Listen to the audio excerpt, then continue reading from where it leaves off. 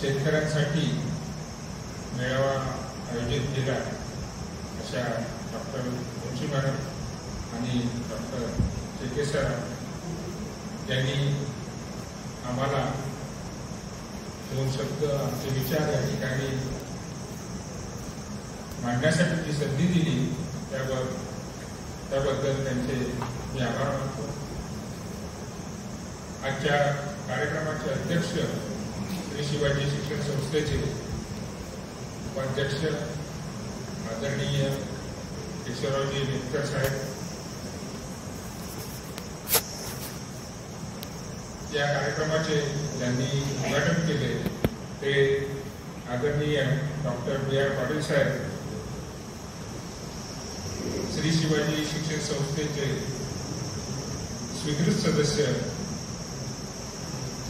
Doctor Purushottam वाया sir, आमचे मोठे बंधू आदरणीय ॲडव्होकेट बाबासाहेब मुंडे, श्री शिवाजी शिक्षण संस्थेचे आजीव सदस्य आदरणीय मधुकरराव पाटील साहेब आणि आमचे मित्र प्रगतशील शेतकरी शंकरराव पाटील साहेब, अमरावती या कार्यक्रमासाठी येथे उपस्थित झालेले अभिजितजी देशमुख साहेब आणि या कार्यक्रमासाठी करून आलेले आदरणीय विजयराव जाधव साहेब, तसेच हा कार्यक्रम ज्यांनी आयोजित केलेला आहे असे डॉक्टर अरुणकुमार जेके सर व डॉक्टर मोनिका मुंशी मॅडम यांचे सर्व शिक्षक व शिक्षकेतर कर्मचारी आणि उपस्थित शेतकरी बंधूंनो, आता यापूर्वी जे भाषण झालं ते डॉक्टर B.R. पाटील साहेबांचं आणि ते ATV अकोला येथे शास्त्रज्ञ म्हणून त्यांनी काम केलेलं आहे। त्यांनी जो मुद्दा मांडला की आजच्या शेतीची परिस्थिती, तर त्या संदर्भात त्यांनी जे सांगितलंय की जुन्या काळी आपल्याकडे सर्वांकडे जनावरं होती, त्यांचं शेण मिळायचं, आजकाल जनावरं पाळणं हे अशक्य झालंय, कठीण झालंय, कारण त्यासाठी लेबर प्रॉब्लेम आहे, जागेचा प्रॉब्लेम आहे, पाण्याचा प्रॉब्लेम आहे, सगळे अडचणी आहेत। परंतु या शेणखतामुळे जो पूर्वी आपल्याला उत्पादन व्हायचं ते अतिशय कमी झालंय आणि सर्व शेतकरी हा रासायनिक खतांवर अवलंबून राहिला। परंतु रासायनिक खत वापरूनही त्यापासूनही काही उत्पादन होत नाही हे सगळ्यांच्या लक्षात आलंय। तर हा एक गहन प्रश्न झाला की जमीन कडक होते, त्यातून उत्पादन होत नाहीये। तर या डॉक्टर कृष्णचंद्र एक शास्त्रज्ञ होते, national centre for organic farming Ghaziabad ही एक संस्था आहे उत्तर प्रदेशमधील गाझियाबाद मध्ये, भारत सरकारच्या ही संस्था आहे। ही ऑर्गॅनिक फार्मिंग मध्ये संशोधन करणे हे तिचं काम आहे। त्या ठिकाणी डॉक्टर कृष्णचंद्र हे डायरेक्टर होते। त्यांनी गाईच्या शेणातून आणि गोमूत्रापासून काही बॅक्टेरिया बाजूला काढले। बॅक्टेरिया दोन प्रकारचे, गुड बॅक्टेरिया आणि बॅड। त्यातले गुड बॅक्टेरिया जे फायदा करून देतील असे बॅक्टेरिया त्यांनी बाजूला काढले आणि सर्वप्रथम एक त्यांनी पदार्थ तयार केला, त्याला वेस्ट डिकम्पोजर असं नाव दिलं। वेस्ट डिकम्पोजर याचं सुरुवातीला जे काम होतं ते कचरा आणि शेणखत, शेताचा कचरा जो असेल, पानं, फुलं, काड्या, फांद्या, मुळं आणि शेण, याचं शेणखतात रूपांतर करण्यासाठी त्यांनी हे बनवलं। साधारणपणे शेणखत बनण्यासाठी 8 ते 9 महिने लागतात. आपण जर ते कुजवायला टाकलं तर तो फार मोठा पिरियड आहे, जवळजवळ त्यामध्ये वर्ष जातं. म्हणून त्यांनी हे वेस्ट डिकम्पोजर तयार केलं. हे वेस्ट डिकम्पोजर मध्ये जे जीवाणू आहेत हे मल्टिप्लाय होतात, आपण ते वाढवू शकतो. आणि जर हे आपण वेस्ट डिकम्पोजरचं कल्चर तयार करून जर वापरलं तर अवघ्या 1.5 महिन्यामध्ये शेणखत कुजते. यासाठी त्यांनी ते तयार केलं आणि त्याचे अतिशय चांगले रिझल्ट आले. परंतु शेणखत कुजवायला जनावर पाहिजे आणि शेण पाहिजे. तरी त्यांनी पुढे संशोधन केलं आणि अजून काही बॅक्टेरिया हे वेगळे काढले आणि वेस्ट डिकम्पोजर मध्येच ऍड केले. त्यानंतर त्याचं कल्चर वापरलं असता तुम्ही फवारणी केली किंवा जमिनीतून जर दिलं तर झाडाला जी पोषक द्रव्य पाहिजे ती मिळायला लागली. अतिशय वेगळ्या प्रकारचं त्यांचं हे संशोधन आहे. जगामध्ये कुणीही पुन्हा तयार करू शकलं नाही. भारतात तर एवढ्या कंपन्या आहेत की त्या ताबडतोब डुप्लिकेट करतात, परंतु वेस्ट डिकम्पोजरचं परफेक्ट असेच रिझल्ट देणारं कुणीही तयार करू शकलं नाही. ICAR, पुसा या गव्हर्नमेंटच्या संस्था आहेत, शास्त्रज्ञ फार मोठे आहेत, त्यांना सुद्धा याचं duplicate same to same result देणारं तयार करू शकलं नाही. त्यांनी तयार केलेलं आहे, कॅप्सूलच्या स्वरूपात ते निघतात, परंतु त्याचे अजूनही असे रिझल्ट नाही. इफको नावाची एक प्रायव्हेट कंपनी आहे, त्यांनी सुद्धा काढलाय, परंतु त्याचे सुद्धा रिझल्ट नाही. हा महान शास्त्रज्ञ होऊन गेला. यांची इच्छा होती की बा शेतकऱ्यांसाठी काहीतरी करावं. तर वेस्ट डिकम्पोजर हे त्यांचं जे पहिलं प्रोडक्ट आहे त्याचे असे चांगले रिझल्ट आले आणि करायला फार सोपं आहे. मल्टिप्लाय करता येते आणि जमिनीतून देऊ शकतो आणि तुम्ही फवारणी पण करू शकता. साधारणपणे फक्त 41 ग्रॅमची अगोदर त्यांचं लिक्विडमध्ये यायचं, परंतु काही कंपन्या किंवा काही लोकांनी त्याचं सेम नावा वापरून डुप्लिकेट तयार केलेलं आणि त्याची विक्री केली. शेतकऱ्यांना त्याचे रिझल्ट नाही आले. परंतु व्हायचं काय, डॉक्टर चंद्रा जे देत होते तयार करून त्याची किंमत फक्त 150 रुपये होती आणि आहे. तर 150 रुपयांनी तयार करणे, ट्रान्सपोर्टेशन आणि विक्री तर जाहिरात करू शकत नव्हते, म्हणून तेवढी पब्लिसिटी झाली नाही. तरी सुद्धा त्यांनी प्रयत्न सोडले नाही. त्यांची इच्छा होती की गरीब शेतकऱ्यांपर्यंत ही गोष्ट गेली पाहिजे. तर या ठिकाणी त्यांचं जे स्वप्न होतं ते पूर्ण करण्यासाठी त्यांनी खूप प्रयत्न केले. ही जी माझ्याकडे पुडी आहे त्यामध्ये फक्त 41 ग्रॅम वजनाची पावडर आहे. जे लिक्विडमध्ये यायचं ते पावडर फॉर्ममध्ये येते. यामध्ये त्यांनी अजून नवीन नवीन प्रकारचे वेगवेगळे बॅक्टेरिया ऍड केले. अतिशय चमत्कारिक अशी ही गोष्ट आहे. या पावडरला 111 देशांमधून डिमांड आहे. भारतात कमी आहे, लोकांपर्यंत पोहोचू शकलो नाही, परंतु 111 देशांमधून लोक मागतात. किंमत फक्त 150 रुपये, अतिशय कमी किंमत ठेवली. त्यांची इच्छा होती की गरीब शेतकऱ्यांचं तुम्ही जर दरवर्षी याचं मल्टिप्लिकेशन सांगतो.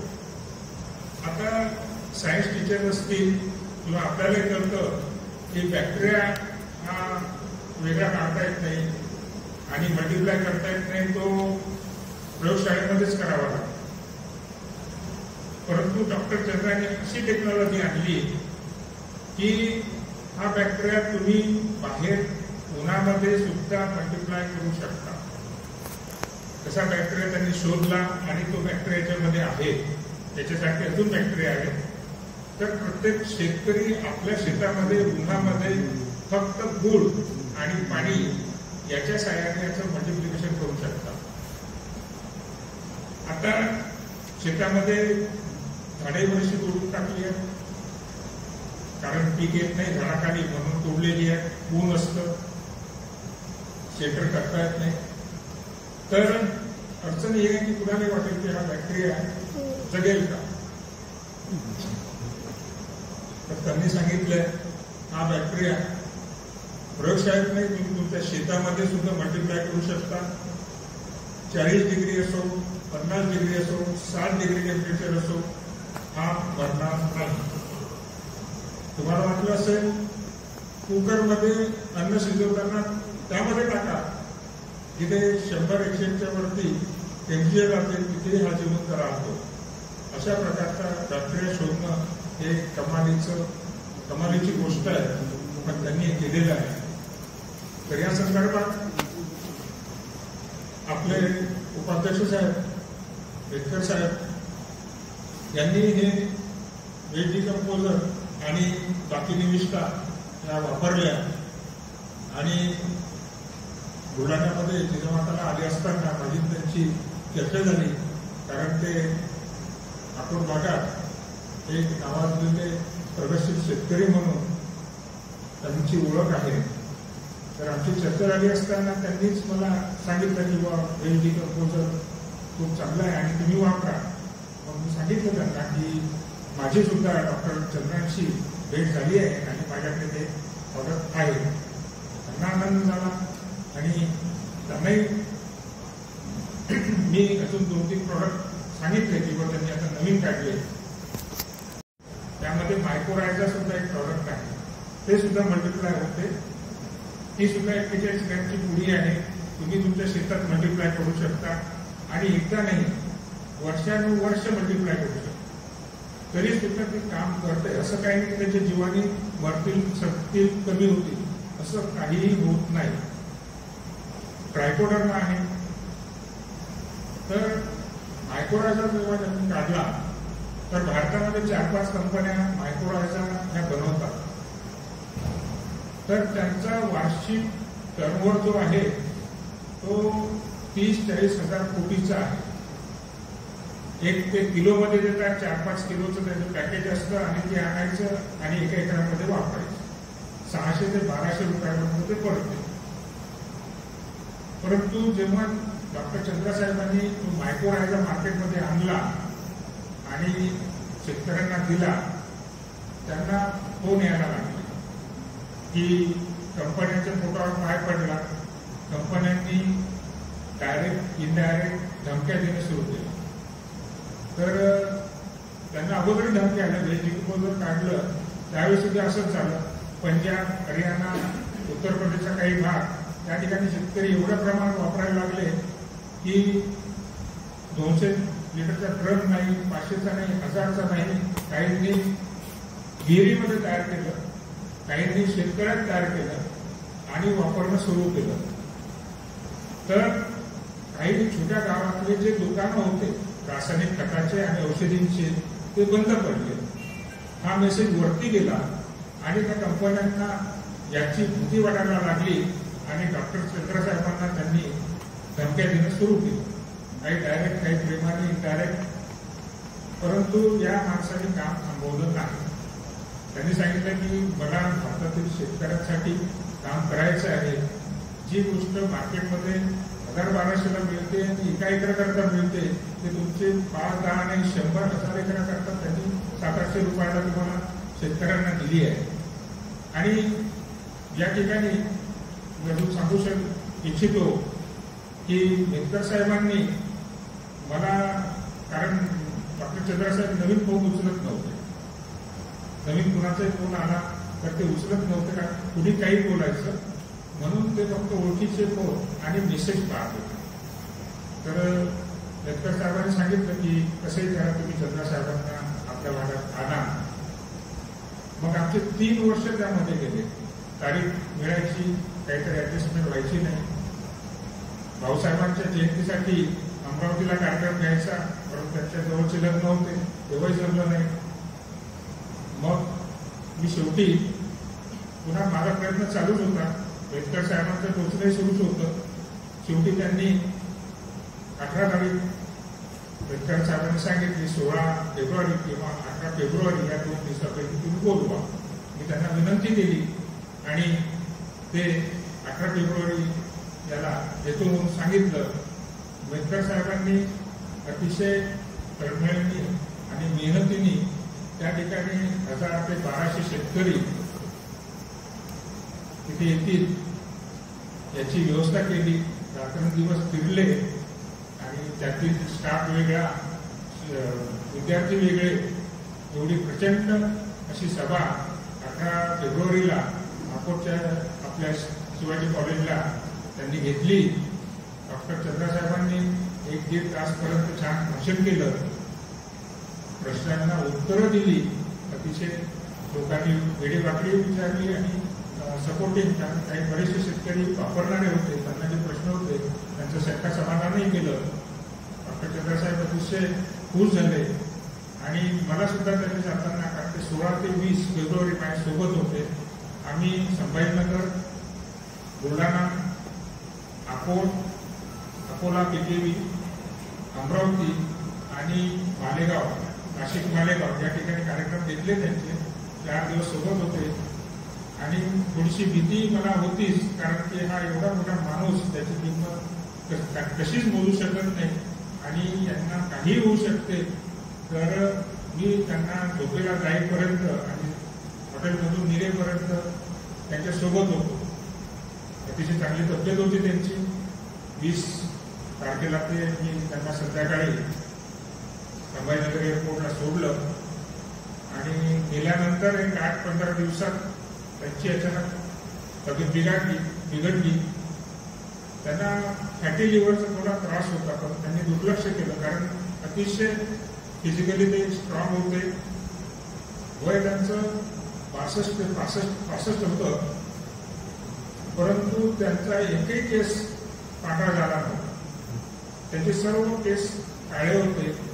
2022ला ते जेव्हा नागपूरला आले होते तर त्यांच्या मिसेसला मी विचारलं की साहेबांचे केस तर भरपूर आहे, आता मला आश्चर्य वाटलं की बा का करत नाही. तर त्यांनी एक वेज डिकम्पोजरचं फूड ग्रेड म्हणून एक औषध काढलं होतं, ते घ्यायचे आणि वापरायचे. तर त्यांचे केस जाईपर्यंत दुर्दैवाने इथून ते दिले 20 तारखेला आणि आजारी पडले. दिल्लीमध्ये डायग्नोसिस आणि ट्रीटमेंट बरोबर झाली नाही म्हणून मुंबईला आले.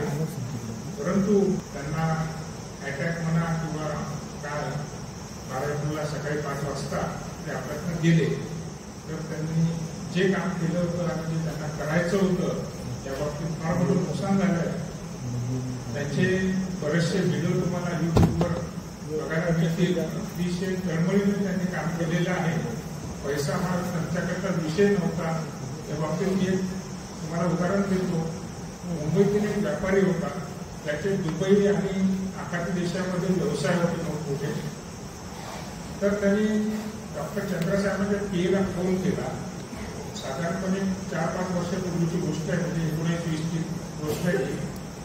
आणि त्यांनी सांगितलं की माझी डॉक्टर चंद्रसाहेबांशी भेट करून दे. त्यावेळी एकच प्रॉडक्ट होतं त्यांचं, की वेज डिकम्पोजर. तर त्यासाठी मला भेटायचं आहे. तर तो म्हणजे डॉक्टर साहेब तुम्हाला भेटत नाही आणि तुमची काही भेट होणे शक्य नाही.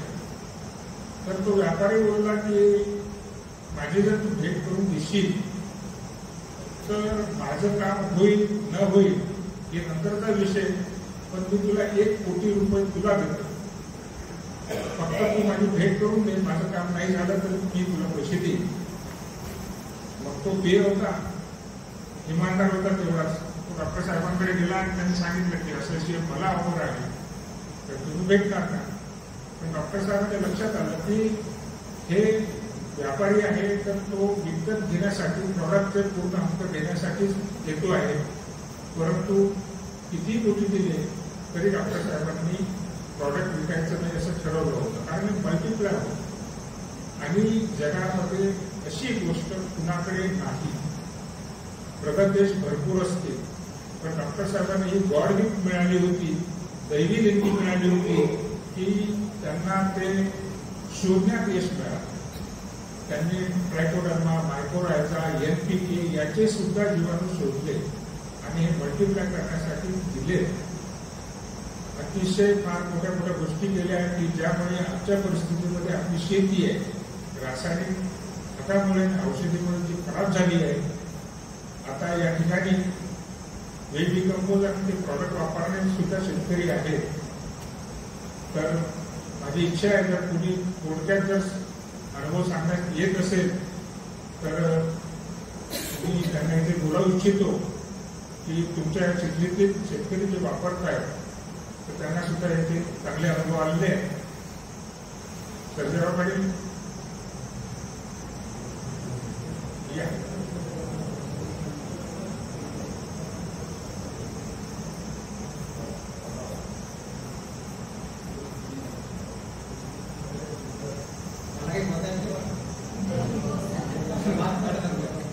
मी जवळपास 12 वर्ष कृषी केंद्र गेलो नाही. मी 12 वर्षापासून जवळपास कृषी केंद्रात गेलो नाही. सर्व औषधी कीटकनाशक मी घरी तयार करतोय, परंतु जवळपास 7 वर्षापूर्वी डिकम्पोज ऐकलं होतं मी. त्याचं प्रत्येक मी मंगळूर आणलं होतं. त्याचा प्रत्येक तयार वापर केला, मला खूप अनुभव आला. मी कमीत कमी आपल्या चिखली तालुक्यात 1000 लोकांना वाटले, परंतु त्याचा कोणी भाजी घातला नाही आजपर्यंत. आता मात्र घ्यायला लागले. तर माझ्या असा अनुभव आला किंवा माझ्याकडे भाग आहे म्हणजे आता सरांनी जे प्रोडक्ट सांगितले पूर्ण माझ्याकडे आहे. आणि पहिले अलग अलग ड्रममध्ये तयार करायला होते, आता एका ड्रममध्ये तयार होते. म्हणजे तो पण सरांनी आपला तो खर्च वाचवला आहे. म्हणजे प्रत्येक वेळेला 5 किलो गोळा होता, आता 1 किलोमध्ये सर्व तयार होतं. आणि हे सर्व वापरल्यानंतर शेतीची जी पोत आहे माझ्या आरती केली मी तर सरांनी अक्का साहेबांनी सांगितलं की माती गुणात गेली पाहिजे. ती परिस्थिती माझ्याकडे आहे. एवढं आदरणीय व्यासपीठ आणि माझ्यासमोर बसलेले शेतकरी बंधू तसंच महाविद्यालयाचे जे काही शिक्षक वृंद आणि कर्मचारी वर्ग, आजचा जो आता हा कार्यक्रम जो महाविद्यालयामध्ये घेतला आहे तर खरोखर अगोदरच सरांनी जे सांगितलंय की गर्दी नाही पण दर्दी आहे. कारण इथे जे बघितलेलं आहे बसलेले जे आहेत तर अगदी मुलाचे म्हणजे स्वतः बांधावरचे शेतकरी नसून की ज्यांच्या सहाय्यानं ज्यांच्या मदतीनं मी बरीचशी प्रगती केली असे बरेचसे जण इथे बसलेले आहेत. आणि काही आता माझे सहकारी मित्र सुद्धा आहेत. मला नुकतंच SV पाटलांनी एकच सांगितलंय की बाबा थोडंसं लवकर आटपा, कारण माझा धारुडाचा कार्यक्रम खूप मोठा असतो. मी थोडक्यामध्ये माझं हे म्हणतोय की मी या महाविद्यालयाचा एक विद्यार्थी म्हणूनच आता मॅडम मला हे इथे बोलावलं नाही तर शेतामध्ये असे बरेचसे काही प्रयोग केले. म्हणजे शेतामध्ये 2000 साली गांडूळ खताला जी सुरुवात केली तर आज 2025 पर्यंत म्हणजे 2021ला शेतामध्ये मी एक आपल्या भागातला एक नाविन्यपूर्ण प्रयोग म्हणून मामाचं वावर नाव त्याला दिलेलं आहे. जे बऱ्याचशांनी ऐकले असेल, काही जण ते शेतावर आले आहेत. तर ते ॲग्रो टुरिझम म्हणजे शहरी लोकांना कुठेतरी निसर्गाच्या सानिध्यामध्ये एक विरंगुळा आणि तिथे जे नैसर्गिक पद्धतीची जी आपण शेती करतोय त्यातलं जे उत्पादन आहे त्यातच आपण तिथे आलेल्यांना चहा नाश्ता जेवणासह ते त्याची व्यवस्था केली असते.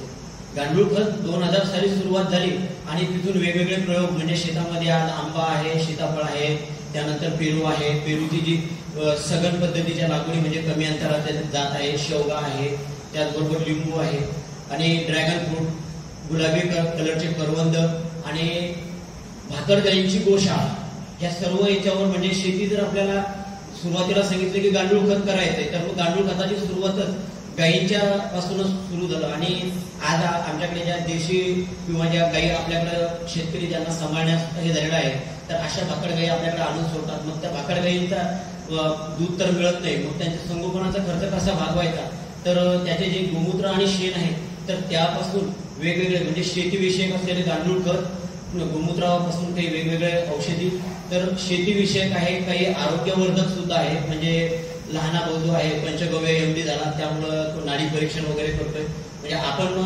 डॉक्टरांकडे गेलं की आपली बिमारी आपण सांगतोय, परंतु जे पारंपरिक चिकित्सा म्हणजे गावखेड्यात जे जुन्या चिकित्सा असायच्या तर ते नाडी परीक्षण आणि तो लहाना भाऊ नाडी परीक्षण करून आपल्याला काय काय आपल्या आरोग्यविषयक जे काही हे आहे तर ते सांगतोय आणि तुम्हाला घरच्या घरी काय नेमक्या काळजी वगैरे घ्यायची तर ते पण तिथं तो सल्ला देतोय. आणि जर काही प्रॉडक्ट बनवलेले असतील तर असे काही आरोग्याचे प्रॉडक्ट आहेत, त्याचबरोबर काही कॉस्मेटिक वगैरे असे प्रॉडक्ट आहेत. असे 20-25 प्रकारचे प्रॉडक्ट आपण गांडूळ म्हणजे बाकर गाईच्या शेण गोमूत्रावर आधारित ते प्रॉडक्ट तिथे बनवतोय. आणि त्याचबरोबर त्यावेळेस आपण शेताला ज्यावेळेस सुरुवात केली तर नाव दिलेलं होतं जादू, JADU, Jagtap agriculture development unit. आणि हे सगळं काही मला जे काही शेतकरी वर्ग लाभले, जसे आता इथे सर्वांमध्ये नाव घेण्यासाठी म्हणून हरिभाऊ काका येवले, ज्यावेळेस शेतीमध्ये माझी सुरुवात होती, मी बांधामागचा शेतकरी होतो, तर त्यावेळेस ते मला सोबत घेऊन फिरायचे आणि मला त्यांनी बऱ्याचशा गोष्टींची माहिती दिली. तसेच संतनू पाटील जे आता स्टेजवर आहेत, त्यांनी सुद्धा बऱ्याचशा वेळेस मला खरपुडी विज्ञान केंद्र वगैरे बऱ्याचशा ठिकाणी मला फिरवलंय. आणि अशातच वारे साहेबांची भेट बुलढाणा इथे झाली, तिथे त्यांनी वेस्ट डिकम्पोजर दिलं, ते सुद्धा मी माझ्या स्वतःच्या शेतावर खरंच, कारण मी स्वतः पहिले प्रयोग करतो आणि खरोखर जर याचं म्हणजे असं साहेबांनी सांगितलं म्हणून नाही, पण मल्टिप्लाय म्हणून मी आजही बऱ्याचशा शेतकऱ्यांना आमच्या शेतावरून ते त्याचे 2-2 लिटर 1-1 लिटर फ्रीमध्ये मल्टिप्लाय करण्यासाठी देतोय. आणि हे एक जगातलं म्हणजे जे मल्टिप्लाय होणार म्हणजे आजपर्यंत मला असं वाटायचं किंवा मी ऑर्गॅनिक शेतीसाठी आता आमच्याकडे गायी आहेत, गायीच्या याच्यावरती भागतंय, परंतु ज्यांच्याकडे गाय नाही तर प्रॉडक्ट खरोखर चांगले आहेत. एकाच बॅलरमध्ये तुम्ही त्यांनी ज्या 5-6 निविष्ठा सांगितल्या त्या एकाच बॅलरमध्ये म्हणजे 200 लिटरचा बॅलर असेल, 500 लिटरचा असेल, त्यामध्ये गुळ वगैरे टाकून त्या निविष्ठा एकत्र म्हणजे कुठले जीवन कोणासोबत भांडण करत नाही. तर आतापर्यंत प्रत्येक जण जे मी बऱ्याचशा याचा अभ्यास केला ते वेगवेगळे बॅलर वापरायला सांगतात. म्हणजे 10 ड्रम थेरपीपर्यंत गेलेली मंडळी आहे पश्चिम महाराष्ट्रात, म्हणजे 10 वेगवेगळे ड्रम करायला लावतात. परंतु साहेबांच्या ग्रुपला असल्यामुळे ती माहिती नेहमी होत जाते. तर एका बॅलरमध्ये आणि म्हटलं हे तर खूप छान आहे, कारण जशी आपण खिचडी म्हणतो म्हणजे स्वयंपाकाचा सुद्धा आपल्याला एकत्र सगळं काही टाकलं की झाली खिचडी, तसं खिचडी असणार हे. आणि सगळं काही कुठला जीवन कुठल्यासोबत भांडण न करता सगळे आपापल्या पद्धतीनं स्प्रे मधून द्या, जमिनीतून द्या किंवा तुमच्या ज्या पद्धतीनं देता येत असतील तर त्या पद्धतीनं जर त्याला दिले तर ते वेगवेगळ्या स्टेजला वेगवेगळ्या याच्यामध्ये वेगवेगळ्या याच्यामध्ये आपल्या पिकांना आपल्या शेतीला उपलब्ध होतात. आपली शेती ही जैविक शेती करतात. तर अशा पद्धतीचं एक प्रॉडक्ट जे साहेबांनी सांगितलं ते त्याचा वापर मी सुद्धा केलेला आहे. आमच्या या शेतीला माझ्यापासूनच नव्हे तर आजोबापासूनचा वारसा होता. म्हणजे आजोबांनी रासायनिक शेतीला सुरुवात केली आणि पहिले हायब्रिड ज्वारी वगैरे ह्या सर्व. तर त्या काळात वडिलांनी 1970ला पंजाबराव देशमुख म्हणजे विद्यापीठाच्या आंदोलनामध्ये ते होते आणि 1970चे ते BSc ऍग्री आहेत, पासआउट आहेत. आणि त्याचबरोबर मग काकांनी सुद्धा शेतामध्ये पेपे, लिंबुणी वेगवेगळे असे प्रयोग केले. आणि अशा आमच्या शेतामध्ये जो वारसा होता तर कुठेतरी माझ्या डोक्यामध्ये एक आलं की आपण शेती करावी म्हणून हे सगळे काही प्रयोग केले. आणि या शेतीचा आता प्रयोग सगळे वेगवेगळे करत असताना आता मामाचा वावर कृषी पर्यटन म्हणजे ऍग्रो टुरिझम आपण आता तिथे सुरू केलेलं आहे. तर ह्या म्हणजे सांगण्यासारखं बरंचसं काही आहे, परंतु आधीच्या वक्त्यांनी सांगितलं आणि वेळ खरोखर बराचसा झालेला आहे. त्यामुळे मी इथे माझा मोबाईल नंबर देतोय, ज्यांना काही अधिक माहिती पाहिजे असेल. आणि जे बियाण्याच्या ज्या पुढ्या दिल्या तर बियाणं जर कळलं नाही कोणतं बियाणं कसं लावायचं त्यासाठी सुद्धा मी माझा नंबर देत आहे. याच्यामध्ये हो यामध्ये जे आता पेरूचं जे रोप आहे तर ती कलम आहे लखनौ 49, जे शासनानं सर्वात बेस्ट म्हणून जात जी सांगितलेली आहे लखनौ 49 म्हणून. त्याचबरोबर जे पॅकेटमध्ये जे बियाणं आहे तिच्यामध्ये शेवग्याचे 4 बियाणं आहे. म्हणजे गावरान शेवगा आहे, जाडा टपोरा आहे, त्याच्यामध्ये शेंग जाडी जरी झाली तरी बियाणं त्यातलं नरमच असतं. आणि तो गावरान शेवगा भाजीसाठी आहे. त्यामध्ये काळं बियाणं आहे, चापट ते दोडक्याचं बियाणं आहे, गावरान दोडका आहे, कुठेही लावा, झाडावरच्या बुडात लावा, झाडावर लावता किंवा एखाद्या वेळीवर. त्यानंतर त्यामध्ये एक बियाणं आहे लाल आंबाडीचं बियाणं, म्हणजे जी घाटाखालची जी लाल आंबाडी आहे तर ती चटणीसाठी म्हणून आम्ही तिचं हे करतो.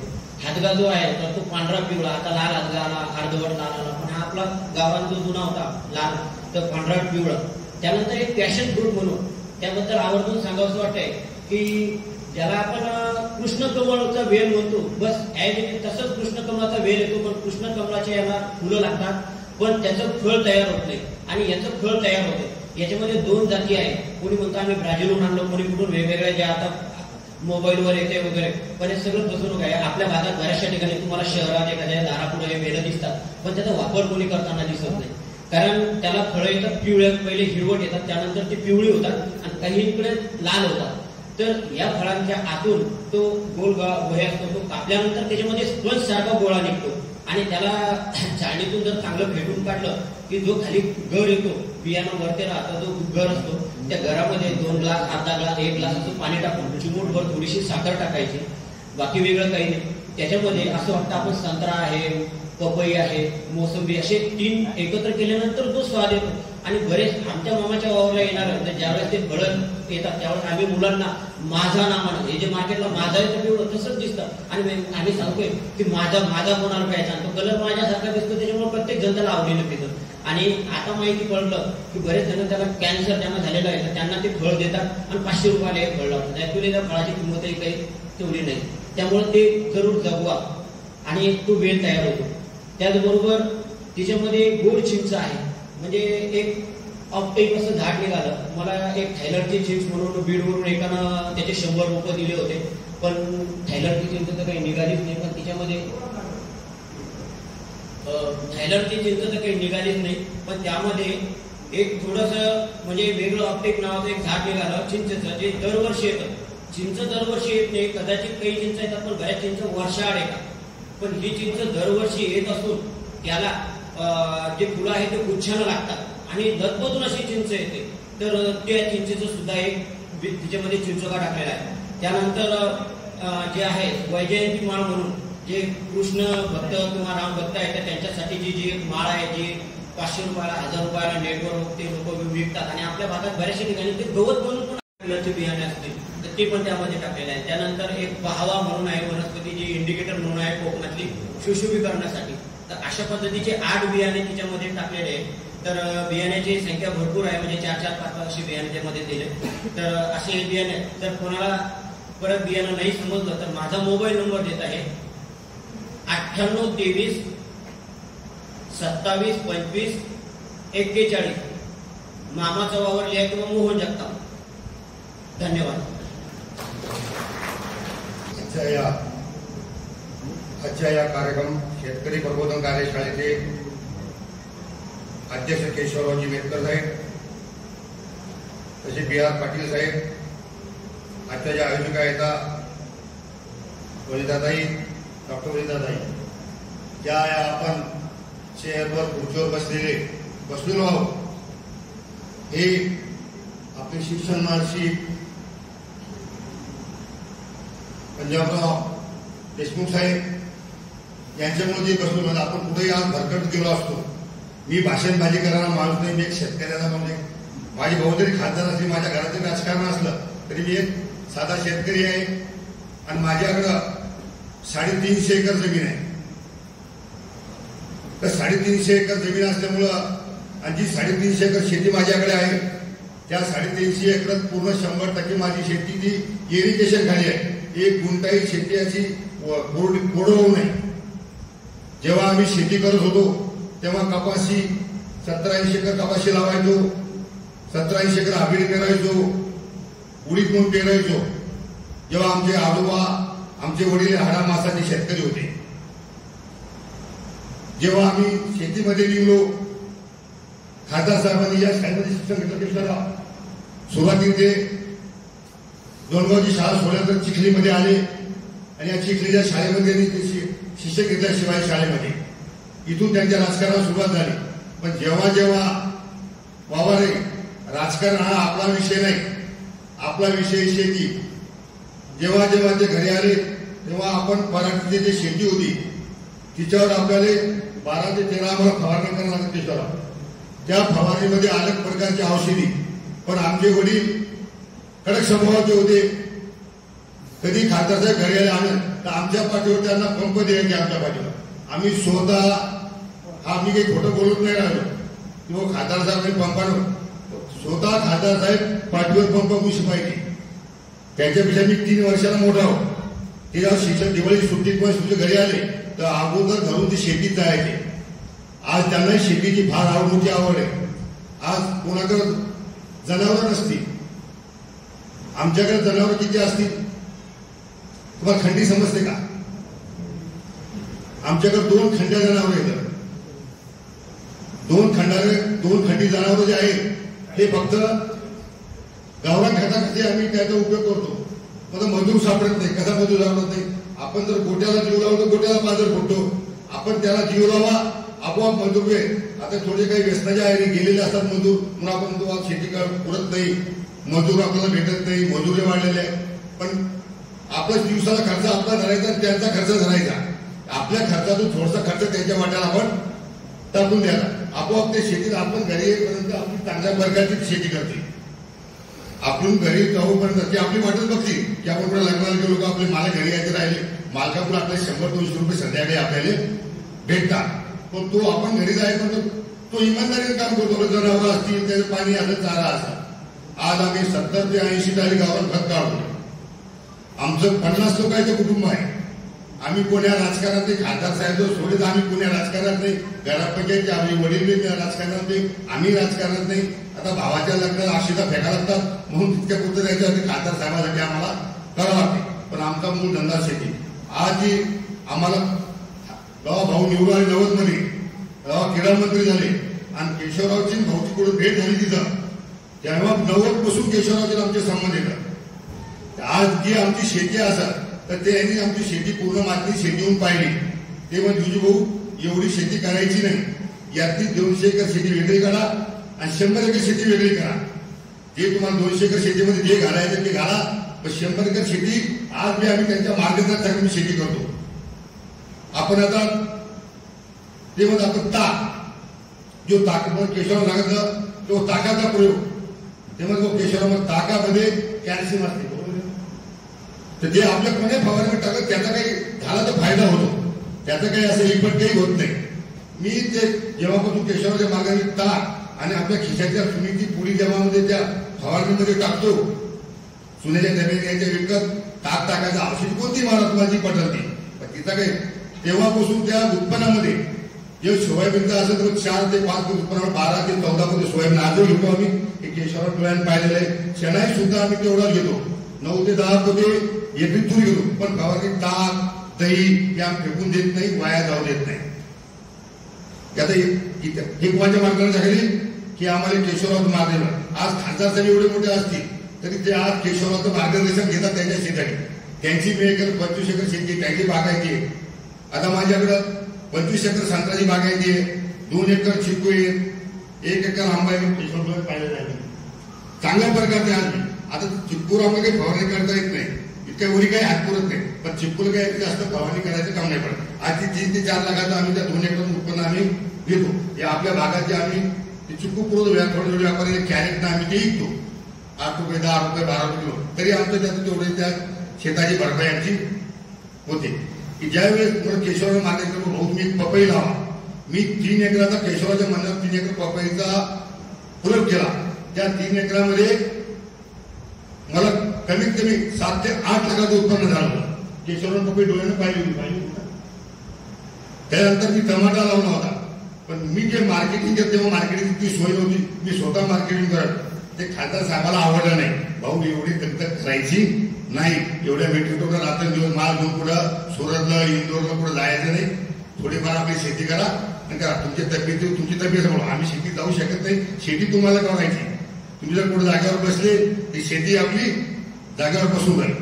त्याच्यामुळे खासदार साहेबांनी मला थोडंसं शेतीतून थोडंसं आवडतं घेतलं. पण जो आमच्या शेतीविषयी आपल्या समाजाविषयी जो शेतीचा कनोळा आहे, यांची मी स्वतः जाऊन शेती पाहिली केशवरावची. त्यांचे 2 भाऊ माझ्यासाठी 2 भाऊ लहान भाऊ होतं. इतक्या चांगल्या प्रकारे केशवराव फिरत राहता, पुढे अमरावतीला आहे, पुढे चिखला, त्यांच्या मला थोडासा व्याप वाढलेला आहे. पण त्यांचे 2 भाऊ इतक्या चांगल्या प्रकारची शेती करतात, त्यांची शेती सुद्धा पाहायला जाते. आपल्याकडे कुठे 700-800 1000 पर्यंत बोर घ्यायचं काम पडत नाही, पण त्यांना 1000-1500 फूट बोर झाले. 2-2 पंप एका टाकून पाणी विहिरीमध्ये शेतकऱ्यांमध्ये जाऊन टाकावं लागते आणि त्याला शेती. त्यांची शेती सातपुड्याच्या पायथ्याची शेती आहे त्यांची. इतकी चांगल्या प्रकारे शेती करतात. हे असे प्रकार आपल्या शेतीला भेटले आपल्याला, तर आपण त्याच्या मार्गदर्शनासाठी आपण शेती कशी पुरत नाही. मी आज स्वतः मी 12 घंटे ट्रॅक्टर चालवतो. आज माझं वय 67 वर्षाचं आहे. मी तर इथं ट्रॅक्टरवर बसून माझा डबा आज मी डबा ट्रॅक्टरवर खातो. ती म्हणून मला खोटं वाटत झालं. हे आमचे भगवराव बाजार, आमचे मामा भगवराव कळसकर, ते आमचे गजू भाऊ, आमचे बस त्याला विचार. मी पेरणी माझ्या 300 एकरांची पेरणी मी स्वतः करतो. 2 माणसं मागं ठेवतो. थोडं जेवायला उतरायचं असं ड्रायव्हरला बोलतो. खास पण मला वाकडं करत नाही. उत्पन्न वाढवायचं. उत्पन्न कसं वाढवायचं याच्यातून पण नाही तर आज कुणाला बसवायचं, कसे ट्रॅक्टर चालवायचे, कसं आज तवा तरी आमच्या 5-5 रब्बीच्या चिखली झालायच्या त्या शेतामध्ये. त्या रब्बीच्या चिखली झाल्याच्या स्वतः आमचे आजोबा शेत ते सावकार होते, पण ते बिगर व्याजी सावकार होते. असे काही वेळा व्याज घेत नव्हते. वडिलाचा स्वभाव कडक होता. आम्हाला स्वतः खासदार साहेबाला पुढच्या अगोदर घालायचे आणि माझ्या कमरेला पोत्याच्या ओटे होत्या गव्हाच्या त्यावेळेस पोते बांधायचे आणि 2-3 पायऱ्याची पोत्याची ओटी जाऊन आम्हाला दिवसभर फिरा लावायचे आणि आजोबा वडील धोऱ्यावर आंब्या झाडाखाली बसायचे. खासदार साहेब 4 महिन्याचा आऊत चालायचे. मागचे 2 आणि पुढचे 2. तर ते आगोलीत खासदार साहेब राहायचे. पुढचे आगोल आणायचे. मागे मी एका टिपणीवर पुढे पुढची टिपण राहायची. तिथं मालकाची टिपण पुढे असावं म्हणून माझी टिपण पुढे मी होणार आणि माझ्या आगोलीत ते राहायचे. खासदार साहेब राहायचे. आज ते ठिकाणी ते राजकारणात आले. आजही ते राजकारणात आल्यानंतर त्याला शेतीची फार उद्या आज त्यांच्याकडे 20 ते 25 जनावर येतं. पायासारखे जनावर आहेत. त्यांचे पहिलेही पाय मग खासदार शेती त्यांना काय बाईकचं ऑफिसर बाईकचा कोणी ऑफिसर तिथे येत नाही. ते स्वतः कुटुंबी आले तर अगोदर जातात त्यांच्या शेतीत आणि शेतीत त्यांच्या सगळ्या शेती आणि कॅमेरे टाकलेले. कॅमेऱ्यावरून ते पाहतात, दिल्लीहून पाहतात. ते मंत्री झाल्यानंतर कॅमेऱ्यात पाहतात. कॅमेऱ्यात ताबडतोब माणसाला फोन करतात, अरे तो माणूस कोण आहे, त्या शेतात काय झालं, तुला पाईप विसरला, जाऊन बघ तिथं. अशी इतकी ते शेत काळजी करतात. आता आपण तर शेतकरी हो, हे जर खाद्य शेती करू शकता तर आपण का करू शकत नाही. आपल्या मनगटात ताकद पाहिजे. त्याने मग माझ्यात मी कोणाच्या भरोशावर राजकारणात आलो नाही. आमचा सगळ्याचा त्यांना विरोध होता. पण ते आज ते स्वतः राजकारणात आले असते ते स्वतःच्या हिंदीवर आले. म्हणा बाबा आपल्याला भरपूर शेती हे शेतीवाल्याचं आपलं हे राजकारण आपण धंदाने मुकाट्यात बाप्पा सर्व घरी आहे. पण त्यांचं आमचं बी नाही. आम्ही जरा कुठे गाडी पार्चाला दिली नाही सोबत कुठं काय. पण त्याने राजकारण करून पण शेतीची जे आवड नव्हतं जो शेतीचा कार्यक्रम जो राजकारणी कार्यक्रम नाही पण शेतीची आवडीची त्याला बोलतो. आज त्यांच्या शेतात सर्व काही आज त्यांच्या शेताचा एक केशर आंबा तोडला तर तिथून फोन जातात, अरे त्या झाडाच्या आंब्याचं फळ कोण तोडणार आहे. इतकं बारीक लक्ष आहे. त्यांच्या शेतात आंबे संत्रे आणि जी शेती आपण जनावर सांभाळायची. जनावर चारा आम्ही सोयाबीनचं कुठं जनावराले चारत नाही. तुमच्याकडे चारता जनावर माहित नाही. त्यांचे आम्ही प्रत्येक शेतात त्याचा एक गड्डा घेतो आणि त्या गड्ड्यामध्ये कुठं ते 1 वर्ष 2 वर्ष टाकतो. त्याच्यानंतर त्याला शेण खताही त्याच्यावर टाकून देतो. 1 वर्षामध्ये ढोरा चारासाठी आम्ही 5 ते 10 एकर शेती आज ठेवलेली आहे. किंवा त्याच्यात चाणी घालायची, त्यात मक्का घालायची आणि ते हिरवा चारा 12 महिने ढोरायला आपण द्यायला जनावराला द्यायला. त्याच्या दूध आम्ही 1 लिटर बी दूध कोणाला देत नाही, विकत नाही. आज शिल्लक राहिला तर गोरगरीब कोणी मागायला त्याला द्यायचं. पण ताक आम्ही कोणाला देत नाही. दूध देतो आम्ही पण जे ताक निघत घरचं तुला ताक नाही देत मला. ते ताक आमच्या शेतीच्या फवारणीच्या कामी पडते. एखादं संत्र्याचं झाड जर पिवळं केशव सांगितलं पण एखादं झाड पिवळं झाड तुमचं संत्र्याचं तर त्याच्या पुढे तुम्ही टाकत जाणार 2 लिटर 5 लिटर थोडी जागा वाढायची त्या टाकून द्या. पान तो आहे फायदा वरवा बाजाराच्या समोर बसलेले येतं. त्यांची बी शेती नाही आमची करतात. त्यांनी खासदार साहेबांची काही झाडं केली होती. ताकाच्या बरोबर त्यांनी झाडं ते हिरवे केली. एवढी त्या ताकाला जनावरावर किंमत. आपण जनावर पाळायला पाहिजे आणि जनावरांच्या आपल्याला शेणखत कुठेही तुम्हाला भेटणार नाही. शेणखत आणायचं तर त्यात माती भेसळ. आपलं घर शेणखत म्हणजे आपलं जे गायच्या वेळातून दूध काढतो तर प्युअर खत दूध निघते. तसंच शेण आपल्या घरचं शेणखत एकदम चांगलं असते. दरवर्षी आम्ही नियोजन करतो की 10 एकर 15 एकर कोणती शेती हे करायची. कोणत्या शेतीचं नियोजन करायचं. शेतीचं केशवानं नियोजन करणं फार महत्वाचं आहे. बिगर नियोजन केलं तुमची शेती होत नाही. किंवा या शेतामध्ये टाकायचं त्या शेतामध्ये आपलं खत पडलं पाहिजे. 700 ते 800 क्विंटल कापूस घेतला आम्ही. लोक म्हणायचे की खासदार साहेब हो आमदार होते, ऑटो मार्केटचे सभापती ते खरेदी करतात. दररोज आमच्या 4 टॉल्या मार्केटला आहे. आज जर त्या शेतातली वेचणी झाली तर आमचे कठोडे शेतात बोलायचे, दुसरे वेचतील सापडायचे बाहेरचे कठोडे विसरून राहिले शेतात. त्या वरलक्ष्मी उदकेश्वराच्या वेळेस ते शिसफोर द्या कठोड्या वाढायला पराठ्या उत्पन्नात पण तशी आमची त्याच्यात आम्ही इमानदारीने शेतीमध्ये काम करतो. आमचं 50 आज माझे 2 काका आणि आम्ही 3 लोक आम्ही 350 एकर शेती पाहतो. आज आमचे पोरं कोणी शेतीत नाही. ते सगळे उद्योगाला येतं. ते उद्योगात येतं, काही नोकऱ्यावर येतं. पण आम्ही आज आमच्या जवळ हातपाय चालतात तर आपली शेती आपल्या पोराला आपली शेती करायची काही आवड नाही. पण आज काहीतरी आपण थोडं केलं तर आपण जर 15 करतो त्यांनी 5 केलं तरी आपल्यासाठी ते भरपूर झालं. पण केशवरावच्या जी आमची शेती साडेतीनशे जी शेती आहे ही आम्ही केशवरावच्या मार्गदर्शनाखाली, म्हणजे मी तुला खोटं बोलणार केशवराव ते काही करू, पण 1990 पासून आमचा त्यांचा काही परिचय नव्हता, ओळख नव्हती, काय नव्हतं. पण जेव्हा भाऊ क्रीडा मंत्री झाले होते त्यांचं काहीतरी काम असेल शेतीविषयी, त्यांचे नागपूर या ठिकाणी त्यांचा विषय झाला, तिथून मग ते आमची केशवरावची ओळख झाली. मग केशवरावचं येणं मागणीला वाढलं, आमचं आपलं तानायानं वाढलं. पण हे शेतीचा विषय, राजकारणी विषय काय नाही. सुखा दुखाचे पुण्याच्या आधी जातो, नेहमी आम्ही जातो त्याच्या, हेही आमच्या इथे येतात. पण त्याचं कधी घ्यायचं असेल मी केशवरावला महिन्यात तुम्हाला एखादा फोन द्यायला असते, किंवा आम्ही असं करणार काय करायचं ते मला विचारतात, तू ही शेतीमध्ये काय आहे तुमच्या काय नाही, आता या वर्षी नियोजन कसं आहे, असे आम्ही शेतीविषयी आमचे विचारतो आहे की तितकंच चांगलं काम आहे केशवराव. आज ते शिक्षण संस्थेचे आदेश हा नंतरचा विषय, पण ते एक निष्ठ शेती आपल्याला सगळ्यांना शेतीचं कसं ज्ञान घ्या. पण आपण काही डिंगा मारतात इतक्यात आदेश येत खासदाराचे भाऊ येते, पण खरंच मार्गदर्शन केशवराव सारखं मार्गदर्शन आपल्याला आता भेटलं तर आपण कुठेही मागे येणार नाही. मी जास्त बोलू वेळ घेणार नाही, आपल्याला तर मर्याद लगेच जराही जास्त लग्न नाही. आज मी केशवरावचं मार्गदर्शन ऐकायचं मी थांबतो. जिथे जिथे कर्करोगाची केंद्र आहेत त्या कर्करोगाच्या केंद्राकडे त्यांना कॅन्सर ट्रेन म्हणतात, कारण त्या अतिशय समृद्ध शेतीच्या भागातून येत आहेत ते. का तर तिथं जो रासायनिक खताचा अतिरेकी वापर आहे आणि जे काही रासायनिक द्रव्यतात वापरले जातात त्याचा तो परिपाक आहे, त्याचा तो शरीरावर होणारा परिणाम याचाही गांभीर्यानं फार विचार केला पाहिजे. हे केव्हा मिळाले, जेव्हा आपण त्याच्यावर नियंत्रण ठेवायला आणि शेतीला आर्थिकदृष्ट्या त्या अर्थव्यवस्थेच्या ज्या अजेंड्यावर जे आणायचं शेती तेव्हा आणाल तरच होईल. ते काम केलं तर नाईक साहेबांनी, वसंतराव नाईक साहेबांनी की काही मला माहिती आहे 60 वर्ष झाले त्या गोष्टीला. त्यानंतर मात्र कुणीही राज्यकर्ता त्या बाबतीमध्ये सक्षम झालेला नाही. आणि अशा दृष्टीने विचार करणारा नेता तो निवडणुकीत टिकून सुद्धा शकत नाही. हा अनुभव आहे तुमच्यावर. हे याला प्राईम कन्सिडरेशन दिलं पाहिजे.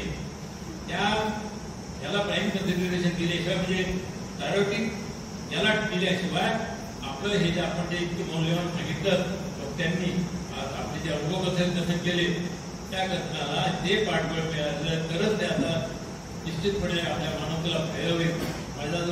मला जे सुचलं आम्ही सगळं ऐकत होतो, पण मला हे छोट्या राहुलांनी बोललंच पाहिजे की आपल्याला बोलणं टाळतो लोकांसमोर, काय कारण मला ती सवय नाही की आपलं कुठेतरी जाऊन भाषण ठेवत असेल तर. परंतु हा अनुभव मला सांगणं गरजेचं वाटलं. आपण ऐकलं, आपण त्याबद्दल विचार करावा आणि आजच्या कार्यक्रमाचं त्यांनी आयोजन केलं त्यांना त्यांचा मी धन्यवाद देतो. हा उपक्रम या शिवाजी संस्थेमध्ये, भाऊसाहेबांच्या संस्थेमध्ये, पाटलाच्या संस्थेमध्ये हा उपक्रम अत्यंत अपेक्षित आहे आणि तो हवा. आपली इथला जो कर्मचारी वर्ग आहे तो काम करतोय, जिल्हाभरात हे काम व्हावं ही माझी अपेक्षा आहे. शिवाजी स्टील संस्थेच्या प्रत्येक शाखेमध्ये हा उपक्रम चालला पाहिजे आणि त्याच्यात हा मी जे सांगितला हा विचार सुद्धा त्याचा अंतर्भाव करावा ही माझी एक आपल्याला कळकळीची विनंती आहे. आणि आपण मला 2 शब्द ऐकून घेतलेत मी आपला आभारी आहे आणि या सगळ्या उपक्रमाला आम्ही माझ्या शुभेच्छा देतो आणि माझे 2 शब्द संपवतो.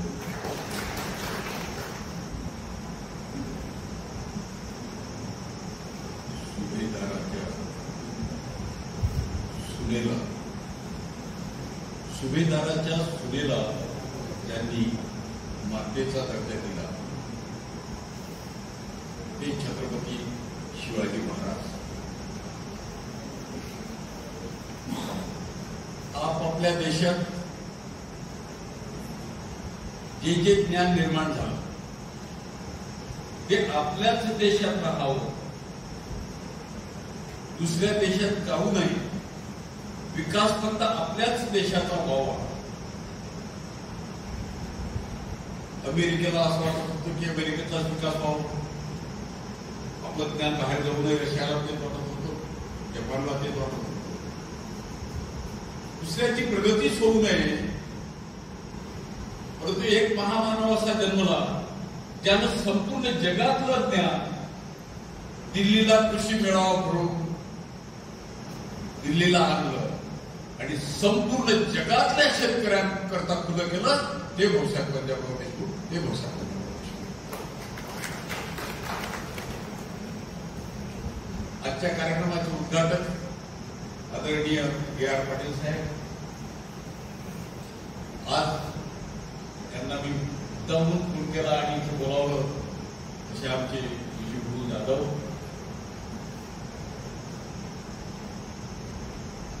आदरणीय मुंडे बाबासाहेब मुंडे, मधुकररावजी पाटील, वायाळ सर, शंतनू पाटील, के सर, मॅडम, पंढरीनाथ पाटलांनी इथं संस्था काढल्या. बाबासाहेब मुंडे सरकारांनी सहकार्य दिलं म्हणून तुम्ही आम्ही आज बसू शकतो आणि हा मेळावा घेऊ शकतो. यांचाही हे उद्देश हाच होता की शेतकऱ्याची मुलं शिकले पाहिजे, शेतकऱ्याची मुलं शिकले पाहिजे, शिकून सुद्धा त्यांनी शेती केली पाहिजे आणि शेतीला चांगले दिवस आले पाहिजे ही त्यांची इच्छा होती. आणि ती इच्छा असताना ह्या संस्थेत फक्त आतापर्यंत शिक्षणच चाललं, शेतीकडे थोडं दुर्लक्ष झालं. तीही आमची एक वेग आहे. आम्ही जर निवडून येतो तर जर शेतकऱ्यांसाठी जर काही करत नसतो तर आम्ही आमच्या पदाला न्याय दिला असं होणार नाही. आम्ही आमच्याच पदावर न्याय करतो, आम्ही आमच्या पदाला न्याय दिला पाहिजे. मला असं वाटते की माझ्या पदाला न्याय दिला पाहिजे म्हणून शेतकऱ्यांचाही विषय हाताळला पाहिजे आणि तो हाताळण्याकरता ही कार्यशाळेचा आज आहे. जलसप्ताह सुरू आहे 15 दिवसापासून, आता शेवटचा दिवस आहे जलसप्ताह. तर काय शेतीमध्ये पाण्याशिवाय काही शक्य नाही. पाणी हेच जीवन आहे, पाण्याशिवाय जगणं अशक्य आहे, शेती ही पाण्याशिवाय अशक्य आहे. म्हणून पाण्याचंही नियोजन करणं अत्यंत आवश्यक आहे. पाण्याचं नियोजन करणं अत्यंत आवश्यक आहे. पाण्यावर चर्चा होणं आवश्यक आहे. पाण्यासाठी आपल्या संस्कृतीने खूप सांगितलेलं आहे, परंतु आम्ही ते सर्व सोडून देतो, आमचं आम्ही सोडून दिलं आणि त्या पद्धतीने स्वीकारलं नाही. पाण्याचा सुद्धा दुष्काळ निर्माण होतो. नाहीतर ते दिवस पाहायची वेळ आली नसती. संस्कृतीत सांगितलेलं आहे आंब्याचीच तोरणं लावा, कशा करता माहित नाही.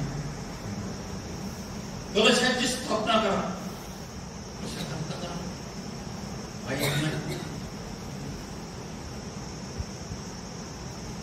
रोड बांधा, घर बांधा, मंदिर बांधा, भूमिपूजन करा. आधी भूमिपूजन करता. भूमिपूजनचा हा अर्थ आहे की जमीन आधी दुरुस्त करा, कारण तिथून सुरुवात आहे. जमीन आधी दुरुस्त असली पाहिजे. भूमिपूजन करा, मंदिर बांधा किंवा घर बांधा, वास्तू करता, फोटो कुठेही देवाचा ठेवता, परंतु कलशाची स्थापना ही करताच करता. कलशाची स्थापना ही करताच करता. मंदिर बांधलं, भूमिपूजन झालं, मंदिर बांधलं. आता मूर्तीची प्राण प्रतिष्ठा करायची आहे. मूर्तीची प्राण प्रतिष्ठा करायची आहे. आधी कलशाची स्थापना करा. आधी कलशाची स्थापना करा. त्याच वेळेस मूर्तीचं तिथं अस्तित्व राहील. नाही शक्य नाही, तिथं देवत्व राहणार नाही. तिथं देवत्व राहणार. कलश म्हणजे पाण्याचं प्रतीक. जसं जमिनीचं भूमिपूजन करा, तसं दुसरं महत्व म्हणजे पाण्याला द्या. पाण्याचं आधी नियोजन करा. पाण्याचं जर नियोजन केलं तरच तुम्ही जगू शकता, तरच तुम्ही जगू शकता. विहिरी आसरा असतात म्हणतात, खरंच देवी असतात. आसरा म्हणजे तो सहारा आहे. पाण्याशिवाय जीवनाला सहाराच नाही, म्हणून त्याला आपण आसरा म्हणतो. म्हणूनच आपण आसऱ्याचं महत्व केलं आणि धार्मिक स्वरूप केलं की त्यात कोणी चुकू नये, घाण टाकू नये. पाणी सर्वात महत्वाचं आहे. पाण्याशिवाय काहीच शक्य नाही. पाण्याशिवाय काहीच शक्य नाही. मग आता सप्टेंबर ऑक्टोबर महिना आला, पावसाळा संपला. सप्टेंबर ऑक्टोबर महिना आला, आता काय करा? आता नवरात्र जागा. आता नवरात्र जागा. नवरात्र जागा म्हणजे दिवसभर झोपा घ्यायचा आहे काय? नाही. आता रात्रंदिवस जागा. घटस्थापना करा. काय करा? घटस्थापना करा. त्यामध्ये विविध प्रकारचं रब्बीतलं धान्य टाका. त्याची उगवण होते की नाही ते तपासून पहा. विविध प्रकारचं धान्य टाका. घटस्थापना करा. घट म्हणजे काय? घट म्हणजे पडतो, घट म्हणजे पडणं, घट म्हणजे तलाव, घट म्हणजे तलाव. घटाची दुरुस्ती करा. आता घटाची स्थापना करा. नवरात्र जागा, रात्रंदिवस जागा. जे जाणारं पाणी आहे, वाहून जाणारं पाणी आहे, अडवा.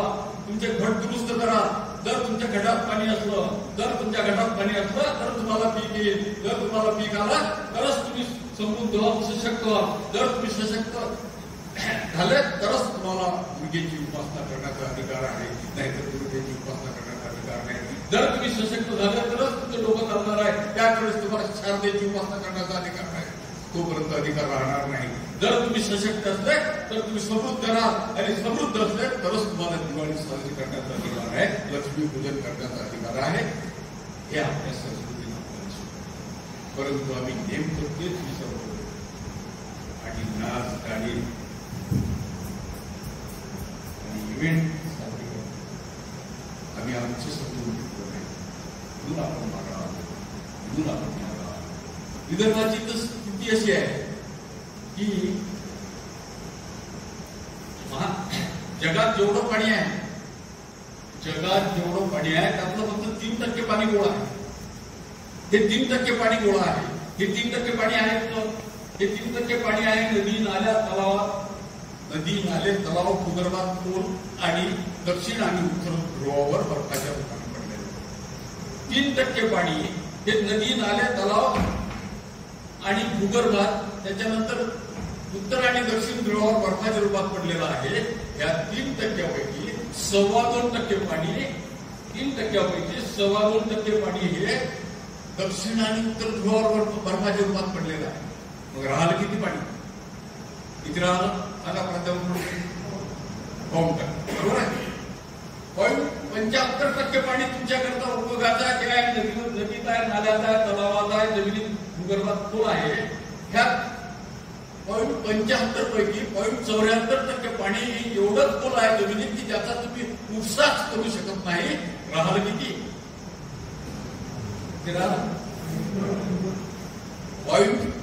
0.01%.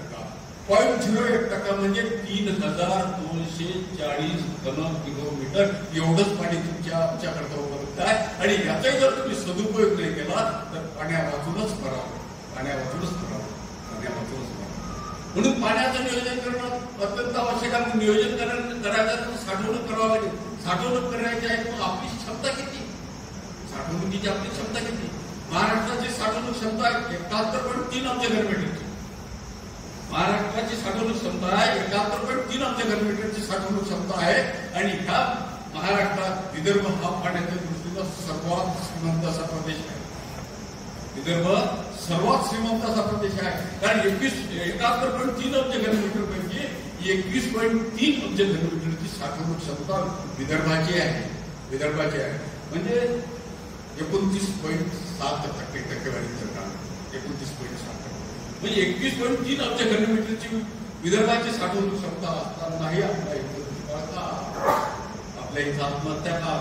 तर त्याचे कारण असं आहे की 71.3 अब्ज घनमीटर पैकी जर 2 डिव्हिजन आपण पाडले, नागपूर आणि अमरावती, तर नागपूर डिव्हिजनची साठवणूक क्षमता आहे, नागपूर डिव्हिजनची साठवणूक क्षमता आहे 14.7 अब्ज घनमीटर.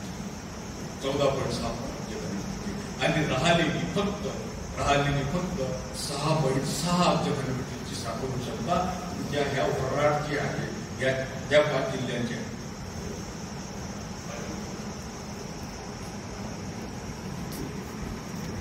जिल्ह्यांची आहे.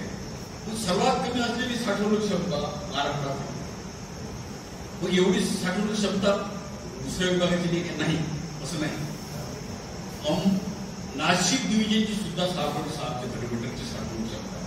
नाशिक डिव्हिजनची सुद्धा 6.6 अब्ज घनमीटरची साठवणूक क्षमता आहे. तेवढीच आपली आहे 6.6 अब्ज घनमीटरची साठवणूक क्षमता. परंतु दोन मध्ये फरक असा आहे की नाशिक डिव्हिजनच्या साठवणूक क्षमता 6.6 पैकी त्यांनी 4.20 अब्ज घनमीटरचं पाणी साठवून ठेवलेलं आहे. 6.6 पैकी 4.20 अब्ज घनमीटरची त्यांनी साठवणूक केलेली आहे ऑलरेडी. आणि तुमची आमची फक्त 6.6 पैकी फक्त फक्त 36 अब्ज साठवणूक झालेली आहे. म्हणून तुम्ही मागासलेल्या, म्हणून आत्महत्या तुमच्या प्रदेशात जास्त आहेत, विदर्भात जास्त आहेत. त्याचं हे एकमेव कारण आहे. म्हणून पाण्याचं नियोजन करणं अत्यंत महत्वाचं आहे. पाण्याचं नियोजन करणं अत्यंत महत्वाचं आहे. पाण्याचं नियोजन करणं. मग आता शेती करायची.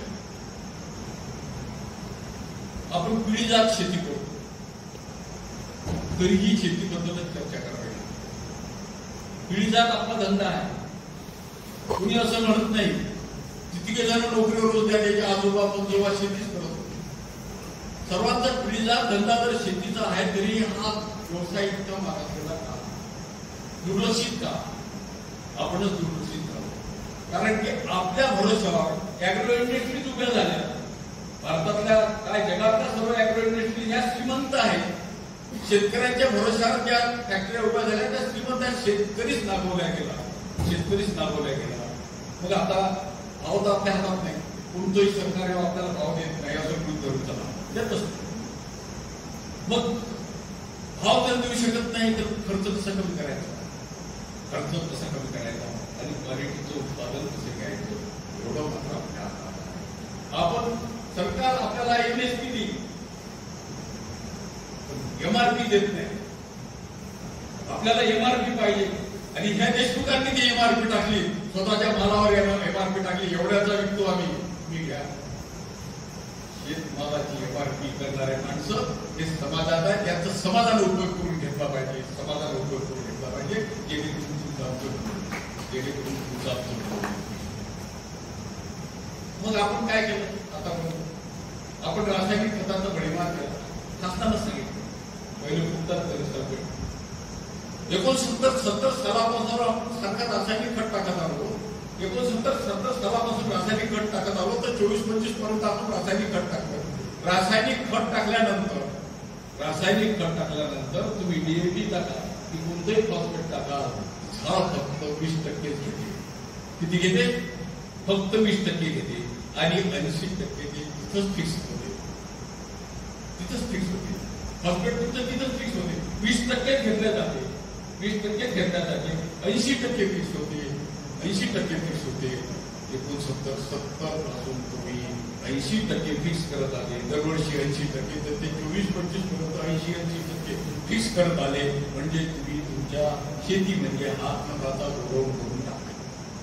कारण त्याचं दरवर्षी 20% उचललं गेलं आणि 80% फिक्स झालं. 80% फिक्स झाल्यामुळे तुमची जमीन कडक झाली. आता ही जमीन कशी दुरुस्त करायची? ही जमीन कशाला दुरुस्त होते? ही जमीन फक्त दुरुस्त होते शेणखताला. शेणखताशिवाय दुसरा पर्याय नाही. शेणखताशिवाय असं कोणतं केमिकल तुम्ही टाकू शकत नाही की ज्याच्यामुळे शेती तुमची दुरुस्त होईल. शेतीला पर्याय फक्त एकच आहे दुरुस्त करण्याचा, शेणखत. मग आता शेणखत मिळत नाही. मग शेणखत मिळत नाही तर काय करायचं? डॉक्टर कृष्णचंद्र, त्यांच्याबद्दल आता वारीस सरांनी सांगितलं तुम्हाला. डॉक्टर कृष्णचंद्रांनी एक असा पर्याय शोधून काढला की शेणखत तर मिळतच नाही. शेणखत मल्टिप्लाय आपण करू शकत नाही. तर मार्ग काय? तर यांनी त्यातल्या जीवाणू बाहेर काढले. तुम्ही गौरी घ्या, गायची गौरी घ्या. त्या गौरीमध्ये काय असते? काडी कचरा असते. मला काडी कचरा दिसेल. आणि न दिसणारे जीवाणू असतात जे आपली जमीन सुपीक करतात. एक ट्राली शेणखत टाकलं तर ते जीवाणू ते सुपीक करतात. 10 ट्राल्या टाकल्या त्या अत्यंत चांगली जमीन सुपीक जमीन होऊन जाते. तर हे जीवाणू त्यांनी बाहेर काढले. आणि बाहेर काढल्यानंतर त्यांनी काय केलं? गुळाच्या पाण्यात ते मल्टिप्लाय केलं.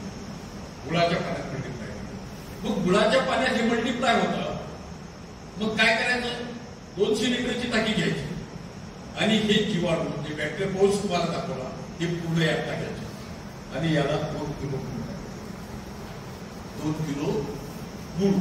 2 किलो गुळ जर तुम्ही यामध्ये टाकला आणि हे विरजन जर टाकलं एक वेळ, तर 5 ते 8 दिवसात, हिवाळ्यात 8 दिवस लागतात. आता ह्या वातावरणात 5 दिवसातच ही पूर्ण बॅक्टेरिया तयार होतात. जसं दुधात दही टाकलं की दुधाचं दही तयार होते, तसंच हे विरजन यामध्ये टाकलं हे पूर्ण बॅक्टेरिया तयार होतात. 200 लिटरच्या बॅक्टेरिया तयार होतात. आणि ह्या बॅक्टेरिया तुम्हाला शेतात सोडायच्या आहे. शेणखत टाकू शकत नाही. शेणखत टाकू शकत नाही. मग ह्या बॅक्टेरिया शेतात सोडायच्या आहेत. एकरी 1000 लिटर टाका, 10,000 लिटर पर्यंत टाकत नाही. 1000 लिटर टाकल्यानंतर जमीन दुरुस्त होत राहील. तसं शेणखत 1 ट्रॉली टाकल्याने दुरुस्त होते, 2 ट्रॉल्या टाकल्याने जास्त होते, 10 ट्रॉल्या टाकल्याने जास्त होते. तसं जर हे तुम्ही 10,000 लिटर पर्यंत जर टाकलं, 10,000 लिटर पर्यंत जर तुमच्या शेतात जर गेलं तर तुमची जमीन आपोआप भुसभुशीत होणं सुरू होते. हे ह्या बॅक्टेरिया त्यांचं काम सुरू करतात. हे जीवाणू त्यांचं काम करू शकतात. आपण जे म्हणतो की आमची जमीन निर्जीव झाली. निर्जीवचा अर्थ काय? निर्जीवचा अर्थ हाच आहे की जीवाणू संपले. हे जीवाणू जर आपल्या जमिनीत आपण सोडले तर काय होते? 80 ते 20 फुटावर खोल गेलेले आपले गांडूळ जे रासायनिक खताला काही मेले आणि काही 18 ते 20 फुटावर खोल सुप्तावस्थेत गेले. हे सुप्तावस्थेतले गांडूळ जागृतावस्थेत येतात. पहा तुम्ही आता जागृतावस्थेत येतात आणि ते त्यांचं काम करायला लागतात आणि तेही गांडुळी मल्टिप्लाय होतात. गांडूळ खत टाकायची आवश्यकता नाही. गांडुळाचा प्लॅन्ट ट्रीट करायची आवश्यकता नाही. बाहेरून गांडूळ विकत घेऊन शेतात टाकायचं काम नाही. गांडूळ आपोआपच तयार होतात. 10,000 लिटर एकरी टाकल्यावर तुमच्या शेतात विविध प्रकारचे गांडूळ दिसतात. लाल दिसतील, हिरवट दिसतील, पिवळे दिसतील, निळे दिसतील, वेगवेगळ्या प्रकारचे गांडूळ तुम्हाला दिसायला लागतात. आणि ज्यावेळेस 10,000 तुमचे कंप्लीट होईल त्यावेळेस तुमच्या शेतातले गांडूळ हे पांढऱ्या रंगाचे दिसतील. आणि ज्यावेळेस पांढऱ्या रंगाचे गांडूळ पूर्णतः दिसतील त्यावेळेस तुमची जमीन दुरुस्त झाली असं समजा. 10,000 लिटर मध्ये जर आपली जमीन दुरुस्त होत असेल तर याच्यापेक्षा सोपी इलाज कोणता आहे सांगा. 10,000 लिटरला गुण किती पाहिजे? 100 लिटरला 1 किलो. 100 लिटरला 1 किलो. 10,000 लिटरला 1 क्विंटल. मी 30 रुपये किलोने घेतला आता 34 रुपये लागला. कदाचित 40 पर्यंत देते. 30 ते 40 रुपये किलोनं जर आपल्याला गुण मिळाला तर 3 ते 4,000 रुपये एकरी आपला वर्षभरात खर्च होतो. वर्षभरात 3 ते 4,000 रुपये खर्च. आणि गुण कोणता आणायचा? दारू काढायचा. फक्त तो आणल्यानंतर दारू काढल्याने गेली अजून एक बेहतर आले अरे हत्या सुरू झाल्या. तर तो साधच गुळ आणायचा आहे आणि ह्या गुळात ह्या मल्टिप्लाय करायचा आहे. याच्यापेक्षा सोपा फॉर्म्युला काय म्हणतात? याच्या इतका सोपा फॉर्म्युला दिसत नाही. कोणत्या पुस्तकात वाचून मी सांगत नाही. माझ्या शेतीत आधी प्रयोग केला 3 वर्षापासून. माझ्या शेतीतले ढेकलं हातानं फुटतात आणि त्यामध्ये तुम्हाला छिद्र दिसतात. लिपलेले गांडुळाचे लिपलेले छिद्र असतात. बरोबर आहे? तर ते पूर्ण छिद्र दिसतात. सच्छिद्र जमीन झाली, सहज होते. मग आता तुम्ही जमीन दुरुस्त केली. जमीन दुरुस्त केल्यानंतर काय करायचं? ज्यांनी NPKचे बॅक्टेरिया काढले, NPKचे जीवाणू काढले. NPKचे जीवाणू काढले तेही असे 200 लिटरच्या पाण्यात टाकायचे. 2 किलो गुळ टाकायचा आणि NPK तुमच्या जमिनीत सोडायचा. नंतर हवेत शोषण करेल बॅक्टेरिया. फॉस्फेटचं विघटन होईल, पोटॅशियमचं विघटन होईल. हे सर्व नत्र स्फुरत बालास तुम्हाला उपलब्ध होईल. कारण तुमचं शेतच गोडाऊन बनलेलं आहे. खताचं जे 80% फिक्स झालं ते गोडाऊनच बनलेलं आहे. त्याचं विघटन होईल आणि जसं विघटन होणं सुरू होईल ते उपलब्धता पिकाला होईल आणि पीक तसं होईल. नत्र स्फुरत बालास तुम्ही दिलं ह्या पद्धतीनं. मग आता काय द्यायचं आहे तुम्हाला? पिकाला द्यायचं आहे मायक्रोन्यूट्रिएंट. बरोबर आहे? सूक्ष्म नत्र देताना मायक्रोन्यूट्रिएंट देतात. मग मायक्रोन्यूट्रिएंट कसे तयार करायचे? मायक्रोन्यूट्रिएंट बाजारातून विकत आणायचं काम नाही. मायक्रोन्यूट्रिएंट म्हणजे काय? Zinc, ferrous, magnesium, boron, molybdenum, manganese हे खनिज आहे. याच्या खाणी आहे. हे दगड आहे. या दगडाच्या खाणी आहेत वेगवेगळ्या ठिकाणी आणि त्या वेगवेगळ्या खाणीतून हे दगड आणतात आणि त्याचा अर्थ काढून किंवा भुडका करून तुम्हा आम्हाला विकतात. हेच मायक्रोन्यूट्रिएंट आपण वापरतो. मग काय करायचं?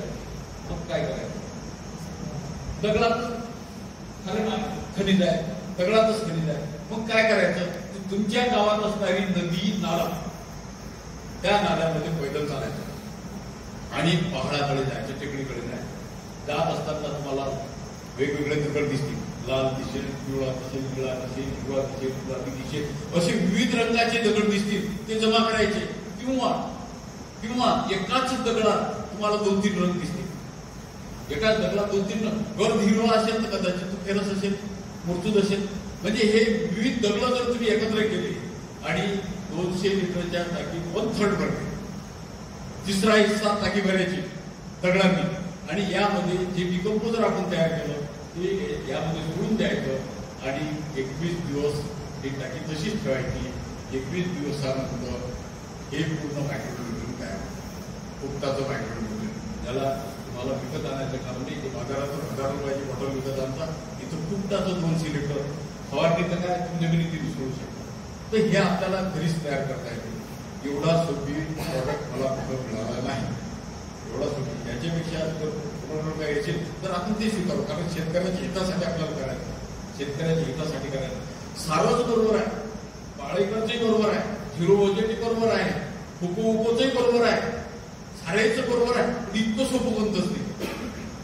लक्षात घ्या, गांडूळ खत करायचं तरी मजूर लागते, मेहनत लागते. इतकं सोपं मला कोणतं सापडलं नाही, म्हणून मी पुढाकार घेऊन सर्वांपर्यंत जमून आलो. एवढ्याच करता मग मायक्रोन्युट्रिएंट तयार झालं, तुमचं मायक्रोन्युट्रिएंट झालं, NPK तयार झाले, तुमच्या खताचा प्रॉब्लेम सुटला. मग काय येते, मग तुमच्या जमिनीत बुरशी येते. ज्यांचे झाडं असतील त्याच्या डांगा सोडतात, एकेरी रान सोडते किंवा झाड पूर्ण मरते फायटोप्थोरामुळे. बरोबर आहे. आपण त्याच्याकरता काय आणतो विकत, ट्रायकोडर्मा. आता ट्रायकोडर्मा बाजारातून नेहमी विकत आणतो. त्यात खरंच तो किती कोणता हे नाही समजत तरी आपण विकत आणतो टाकतो. हा ट्रायकोडर्मा सुद्धा यांनी जीवाणू काढलेला आहे. ट्रायकोडर्माचे जीवाणू 200 लिटरच्या टाकीत टाकायचे, 200 लिटरच्या टाकीत टाकायचे आणि यामध्ये याला खाद्य म्हणून आपला भात. कोण आहे मायक्रोबायोलॉजीवाला, कोण आहे प्राध्यापक उभे राहा बरं. मायक्रोबायोलॉजीवाला कोण आहे, बॉटनीवाला कोण आहे. शिजवल्यानंतर तो यामध्ये टाकायचा थंड करून. किंवा बटाटे 2 किलो बटाटे असे करून टाकून द्यायचे. खाद्य द्यायचं. त्या बटाट्याची साली काढू नका, तुमच्या जवळ 8 दिवसात येते आहे. हे काय करते ट्रायकोडर्मा काय करते, बंद कर.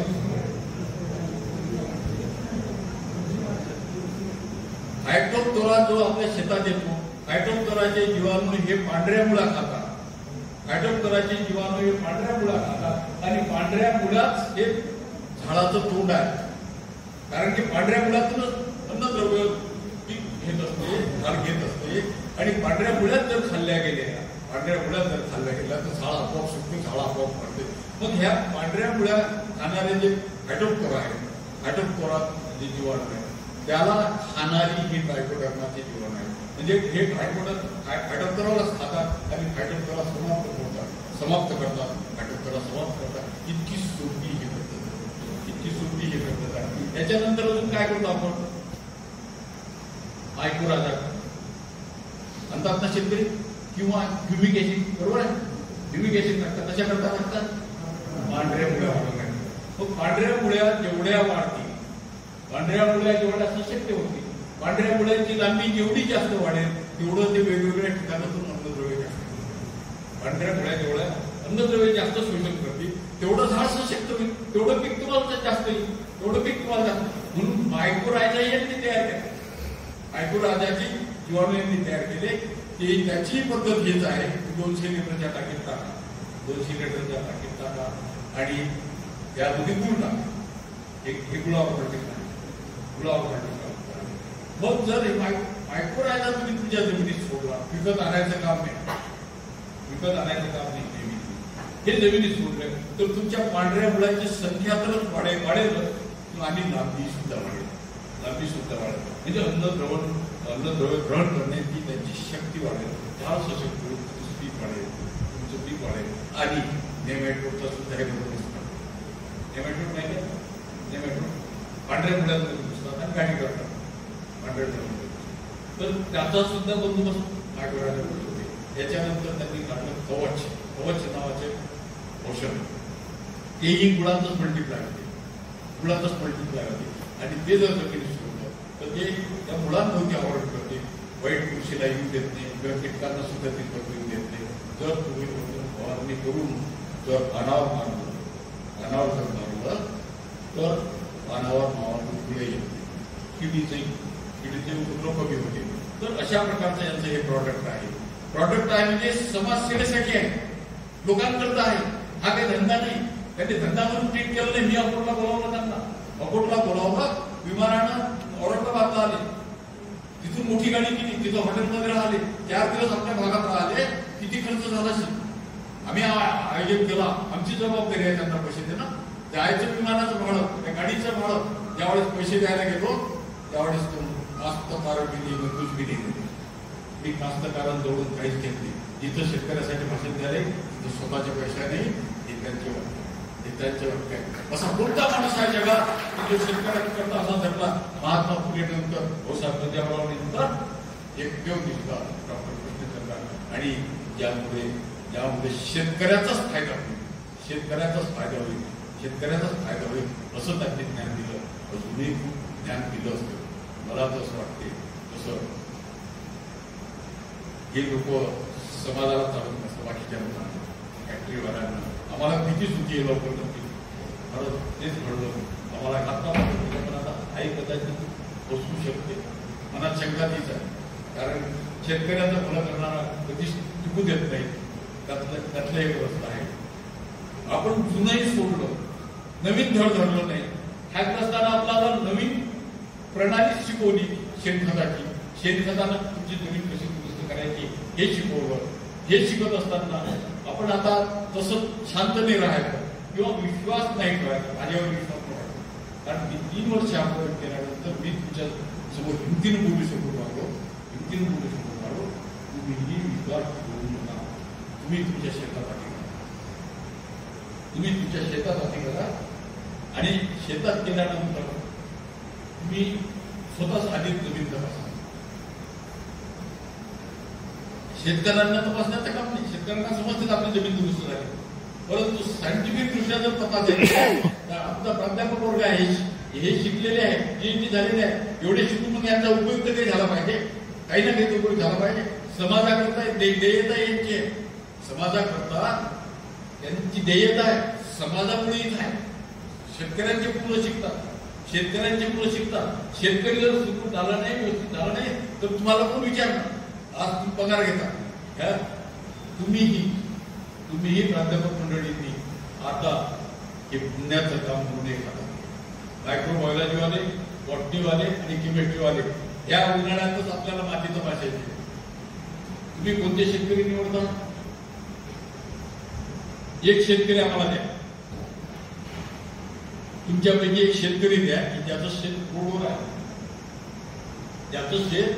रोडवर आहे. चालेल. आणि शेतकरी ऍक्टिव्ह आहे असे, कारण की आम्हाला सहकार्य केलं पाहिजे. तर तुम्ही हे प्रॉडक्ट घेतल्यानंतर आम्ही तुमची माती आधी तपासू. लक्षात घ्यायला आधी माती तपासू. नंतर मग हे कल्चर आपण सोडल्यानंतर समजा आता हे जमिनीत आपल्या याच्यात सोडलं, ग्रामात सोडलं, तर याचा काय परिणाम झाला. एका मिलीला किती बॅक्टेरिया आहे हे तपासू. हे तपासल्यानंतर 1000 लिटर तुमच्या जमिनीत सोडल्यानंतर तुमच्या जमिनीत काय फरक पडला, तुमच्या पाण्याच्या लीकमध्ये काय फरक पडला. कारण आपल्याला विश्वविद्यापीठ आपल्यासोबत आहे, यावेळेस तेही आपल्यासोबत येते. लीकमध्ये काय फरक पडला आणि सरते शेवटी तुमच्या जमिनीत 10,000 लिटर सुटल्यानंतर तुमच्या जमिनीची माती अजून तपासू आणि मग ते सर्वांसमोर मांडू. ऍक्च्युअल फरक आपण तपासू. या पद्धतीनं आपल्याला हे करायचं आहे. तर आता मी जे तुम्हाला सांगितलं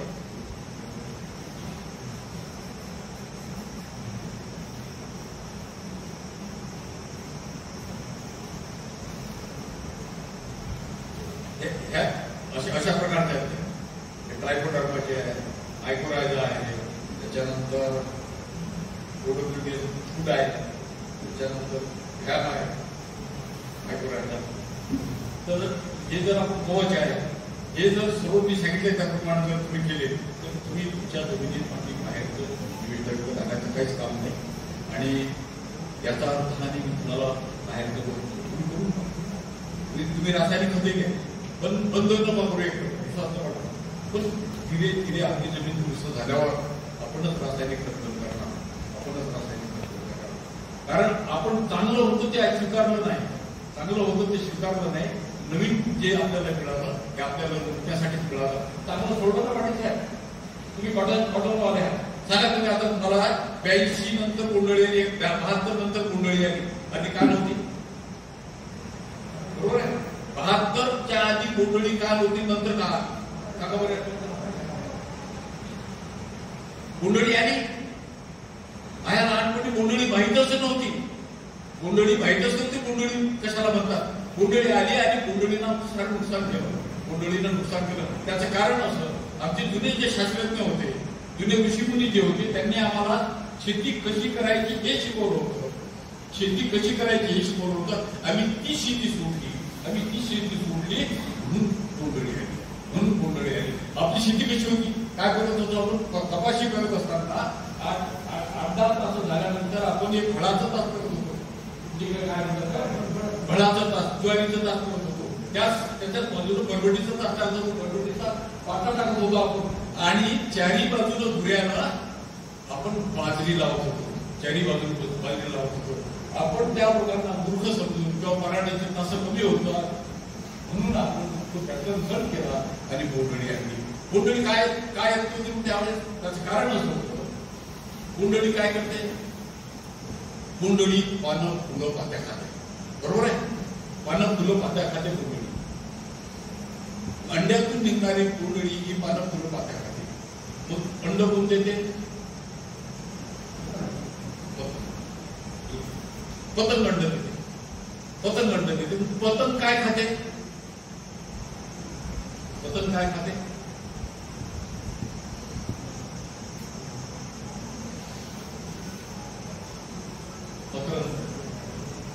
मकरंद किंवा हिरव्या पानातील गोडवा. जिथं जास्त गोडवा आहे तिथं पतंग जास्त येतात, म्हणून गोडवा जास्त कोंडळी.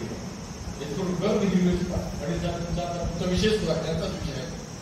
तर गर्द असेल म्हणून तिथं कोंडळी जास्त आहे. मग कोंडळी आली, ती कोंडळी आली आणि तिनं पाना फुलं पाता खाणं सुरू केलं आणि आपण नुकसान केलं. जुन्या काळात काय येत नव्हती?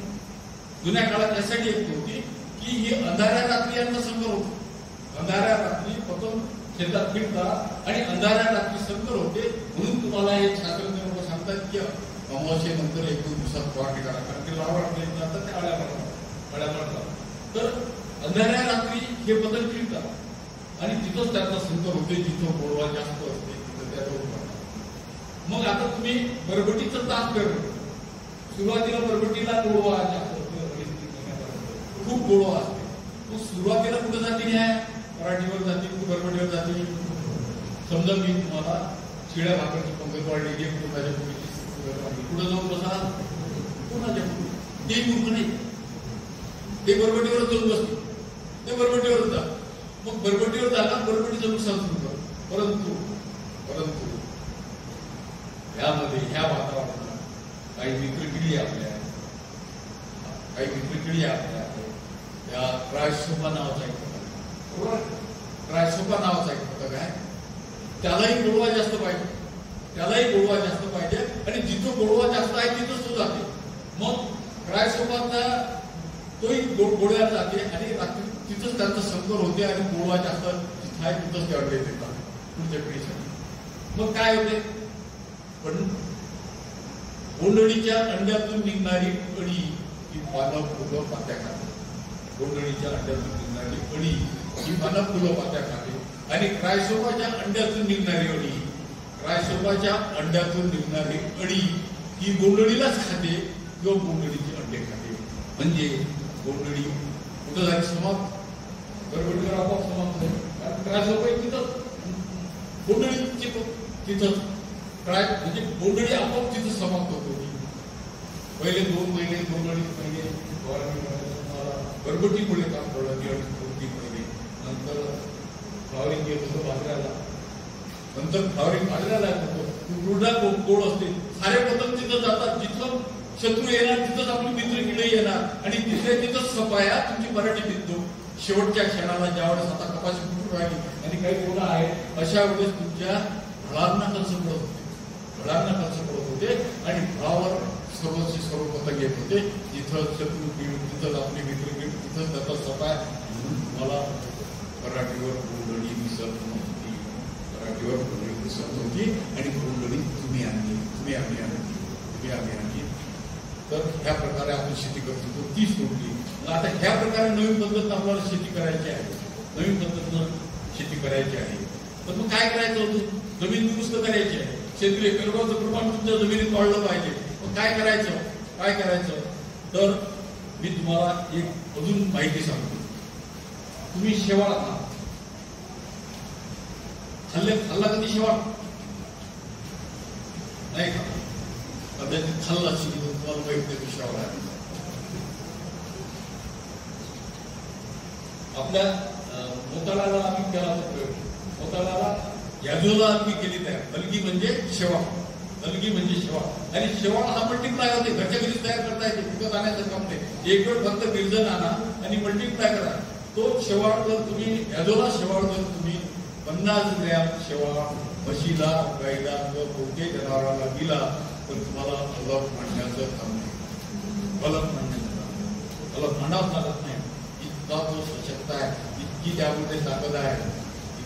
मुलं सारी त्यामुळे सुधारतात तुमच्याही गुराला याजोला. पण आता हा याजोला शेवाळ झाला गुरान करता, माणसांकरता काय? माणसांकरता तुम्ही खाल्लेला आहे, मी सांगतो तुम्हाला, सगळ्यांना खाल्लं. सांगा कोणता आहे माणसांकरता? मॅडम मागच्या केमिस्ट्रीवाले सांगा, नाही सांगा. स्पिरुलिना नावाचा एक शेवाळ, स्पिरुलिना नावाचा एक शेवाळ आहे.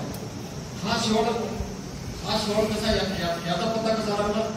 दक्षिण आफ्रिकेच्या जंगलात आदिवासी जमात आदिवासीच राहतात. मग एक आदिवासी जमात एवढी सुदृढ होती की लोकांना प्रश्न पडला, शास्त्रज्ञांना प्रश्न पडला की त्यांना अन्न धरणं खायला मिळत नाही, फळ खायला मिळत नाही, हे एवढे ताकदवर कशी काय ते आदिवासी? म्हणून त्यांनी त्यांच्यावर संशोधन केलं, निरीक्षण केलं की काय करतात, दिवसभर काय खातात, काय करतात. तर ते त्यांना शेवाळ खातात, शेवाळ खातात. मग त्या शेवाळाचं संशोधन झाला, तो स्पिरुलिना नावाचा शेवाळ, स्पिरुलिना नावाचा शेवाळ आहे. यामध्ये पूर्ण व्हिटॅमिन पूर्ण. आणि आज जर तुम्ही आजारी पडले, डॉक्टर तुम्हाला स्पिरुलिना नावाची टॅबलेट घेऊन देते, फक्त ती शेवाळ आहे हे माहिती नाही तुम्हाला. ती शेवाळ तुम्ही घरी खाता आणि तो शेवाळ तुम्ही घरी तयार करू शकता, मोफत तयार करू शकता. तो शेवाळ म्हणजे स्पिरुलिना. जनावरांकरता याजोला शेवाळ जो प्रत्येकाच्या घरी असायला पाहिजे. त्यांच्याजवळ गुरं आहेत, त्यांच्याजवळ प्रत्येक अल्पाचं काम नाही, सरकी विकत आणायचं काम नाही, ढेप विकत आणायचं काम नाही. याजोला फक्त चारा, याजोला चारा. मग जनावरांकरता याजोला, माणसांकरता स्पिरुलिना आणि जमिनीकरता काय सांगा बरं, तुम्ही सांगू शकता? जमिनीकरता कोणता शेवाळ सांगता नाही? जमिनीकरता शेवाळ आहे, जमिनीकरता ही शेवाळ आहे. त्याचं नाव आहे ब्ल्यू ग्रीन अल्गी. लिहून घ्या, blue green algae. Blue green algae नावाचा शेवाळ हा जमिनीसाठी आहे.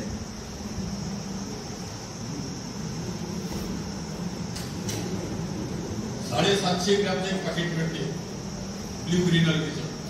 ते घरी आणा, मल्टिप्लाय करा. जास्त शेती आहे तुमच्याजवळ, त्यांच्याजवळ जास्त, ते मल्टिप्लाय करा आणि ते 750 ग्रॅम 10 किलो शेणा, 10 किलो सुटलेलं थोड्याशा शेणा मिसळवाची आणि ती फक्त फेका शेतात, लांब लांब फेका अशी थोडी थोडी थोडी थोडी. 100 वर्ष टाकायचं काम नाही, 100 वर्ष तुमच्या पिढीत, तुमच्या पोळ्याची पिढी तुमच्या जमिनीत टाकायचं. ही काय करते? ही अल्गी काय करते? ब्ल्यू ग्रीन अल्गी जे हवेतला नत्र जमिनीत मिक्स करते. तुमचं सेंद्रिय कर्बाचं प्रमाण वाढवते, जमीन दुरुस्त करते. सेंद्रिय कर्ब वाढला की जमीन दुरुस्त झाली, सेंद्रिय कर्ब वाढला की जमीन दुरुस्त झाली. फक्त एकच वेळ करायचा आहे आयुष्यात, आपल्या आयुष्यात एकच वेळ जमिनीत हा प्रयोग करायचा आहे. दरवर्षी अल्गी टाकायचं काम नाही की आपण मल्टिप्लाय होत राहते. आपोआप मल्टिप्लाय आहे. तर अशा पद्धतीनं जर आपण शेती केली, अशा पद्धतीनं जर आपण शेती केली तर आपला खर्च कमी होईल, आपली जमीन दुरुस्त होईल आणि आपल्याला शेती परवडेल. तर आता आपल्याला हा प्रयोग करायचा आहे. मॅडम, आता शेतकरी किंवा कोण होते त्या तुम्हाला खर्च करावा लागेल. सुरुवातीला तुम्हाला 2 टाक्या लागतील, 1000 लिटरच्या 2 टाक्या. ज्याला कुणाला करायचं 1000 लिटरच्या 2 टाक्या झालं. 200 लिटरच्या 5 टाक्या. या 1000 लिटरच्या 2 टाक्या कशा करतात, यामध्ये आपण डिकम्पोजर तयार करू आणि हे 2 चक्रावर ट्रायल घ्यायची. सुरुवातीला 2 चक्रावर ट्रायल घ्यायची. हे 1000 लिटरच्या टाक्यातून 10,000 लिटर एकरी आपल्याला सोडायचं आहे दर 5व्या दिवशी सोडायचं. आणि हे तुम्ही व्हेंच्युरी लावून या पाईप टाकूनही ओढून देऊ शकता, किंवा मी माझ्या शेतात जे केलं ते खर्चिक केलं ते तुम्ही करू नका. मी त्याला पाईपने जोडलं आणि व्हेंच्युरीला जोडलं, फक्त कॉक फिरवले माझ्या शेतातले. कॉक फिरवले की आपोआप चालू जाते आणि उलटा कॉक फिरवला की टाक्याही आपोआप फिरल्या जातात. म्हणजे काहीच करायचं काम नाही, सहज आणि सोबत. तर तुम्ही यातलं व्हेंच्युरीचा पाईप टाकूनही हे देऊ शकता. फक्त यामध्ये 10% विरजण ठेवा. 10% विरजण राहिलं पाहिजे. 10% विरजण राहिलं यामध्ये पाणी भरा आणि अजून गुळ टाका. 2,000 लिटरला 10 किलो याप्रमाणे. तर हे आपल्याला एकरी 10,000 लिटर 2 एकरात सोडायचं आहे. आणि पुढच्या वर्षीपासून ती सर्व तुम्ही सोडा. यावर्षी आपण त्याचं निरीक्षण करू. 2 एकरात तुम्हाला गडबड दिसले काय, किंवा परिणाम झाला काय, म्हणजे दुरुस्त झाली काय, हे एका वर्षी 6 महिन्यात समजते आपल्याला 4 महिन्यात. तर आपण हा प्रयोग करू आणि हा प्रयोग फक्त तुमच्या पुरतं मर्यादित राहायला नको. तुमच्या पुरतं मर्यादित. आमचे तर प्राध्यापक मंडळी येईलच, बाकी आधी बरोबर घ्यावं लागते.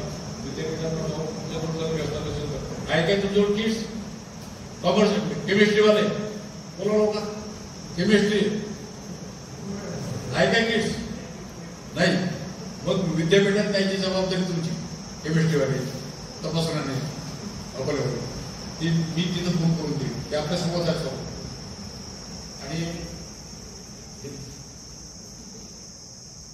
बाकी तपासून आणणे आता उघडणार या महिन्यात.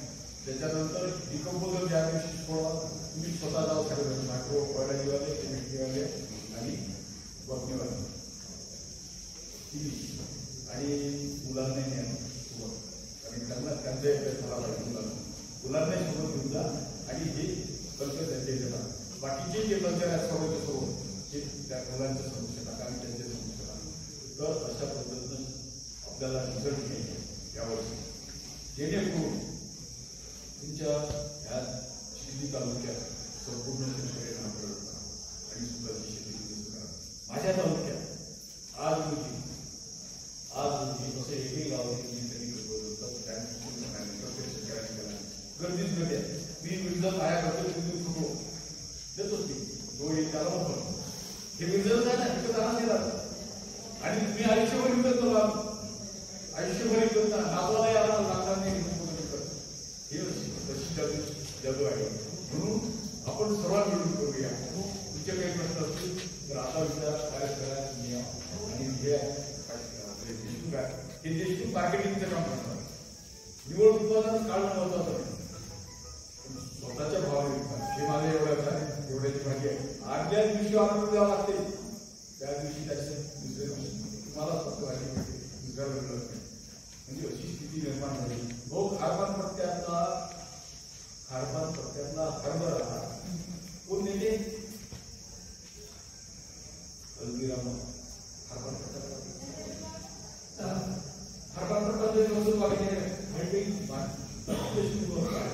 तो खारपान पट्ट्यातला हरभरा एकदम टाकला आणि खारपान पट्ट्यातलं तूर डाळ पीक आहे तुमची विकून टाका. खारपान पट्ट्यातली तूर डाळ मस्त म्हणजे सुरूच लागते, एकदम चांगली लागते, चविष्ट लागते. तशी डाळी आपण विद्यार्थ्यांनी खायला बरोबर त्याला आपण म्हणून काही तुमची घालत असत काही पण आपण काही आमच्या खारपान पट्ट्याला आता त्यांना सांगून सुरू केला आम्ही हल्दीराम तुम्हाला येते कारण त्याचे प्रॉडक्ट त्याच्यावर चालतात म्हणजे फार त्याच्या डाळी येते आणि हरभरा येते मार्केटमध्ये तर हे असे प्रॉडक्ट आपण इथे निर्माण विक्रीची व्यवस्था आपण करू. आता अमरावती जिल्हा झाला, अकोला जिल्हा झाला, तुमच्या जिल्ह्यात काही शेतकरी वगैरे आले तुमच्या टाकता येईल आपल्याला ही सिस्टीम आपण डेव्हलप करू. यावर्षी शेती दुरुस्त करू, शेती दुरुस्त बरोबर विक्रीची व्यवस्था करू. हे सर्व आपल्याला करायचं आहे. थोडून चालणार नाही. शासन झालं खूप असं वाटून झालं दुसऱ्या दिवशी काही असं बाहेर असं बाहेर आणि आजूबाजूच्या लोकांना कारण एक वेळ मंदिरात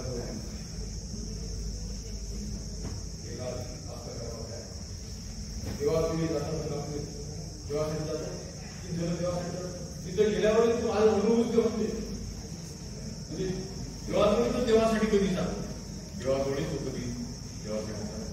म्हणून म्हणतो एक पंढरपूरची वारी तुम्ही मी देवाशी गेलो असते पंढरपूर तर हे एक पुण्याचं सर्वात म्हणून आपण काम करूया एवढीच मी तुम्हाला विनंती करतो. आणि माझी 97 82 42 40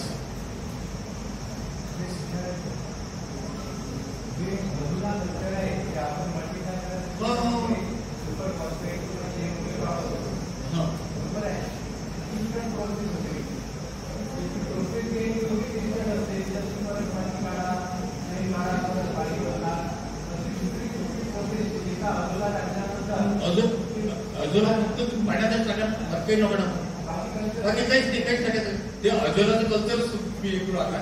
आणि तुम्हाला मी सांगतो कुठून बोलत आपलं मोताळा आहे बुलढाणा नांदेश मोताळ्याला सध्या बोलत आहे आपल्या कॉलेजमध्ये त्यांना मारा थोडं तरी पाडा नाही काही किंवा टाकलं तरी चालते आपल्याला फक्त वरचाच फरक आहे.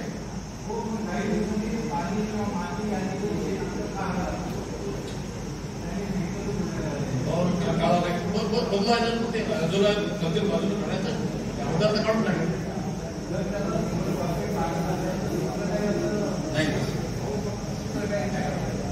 बाजूला पिरोलीना तयार करा. पिरोलीना कल्चर तिथे टाकतो मोताळ्याला टाकतो जर प्रॉब्लेम तुम्हाला घेऊन या पिरोलीना तयार झालं असेल सारेच जण काम फार सोपी प्रयोग आहे याजोला पिरोलीना आणि हीच तर मी जमीन घेते फारच फायदा होतो.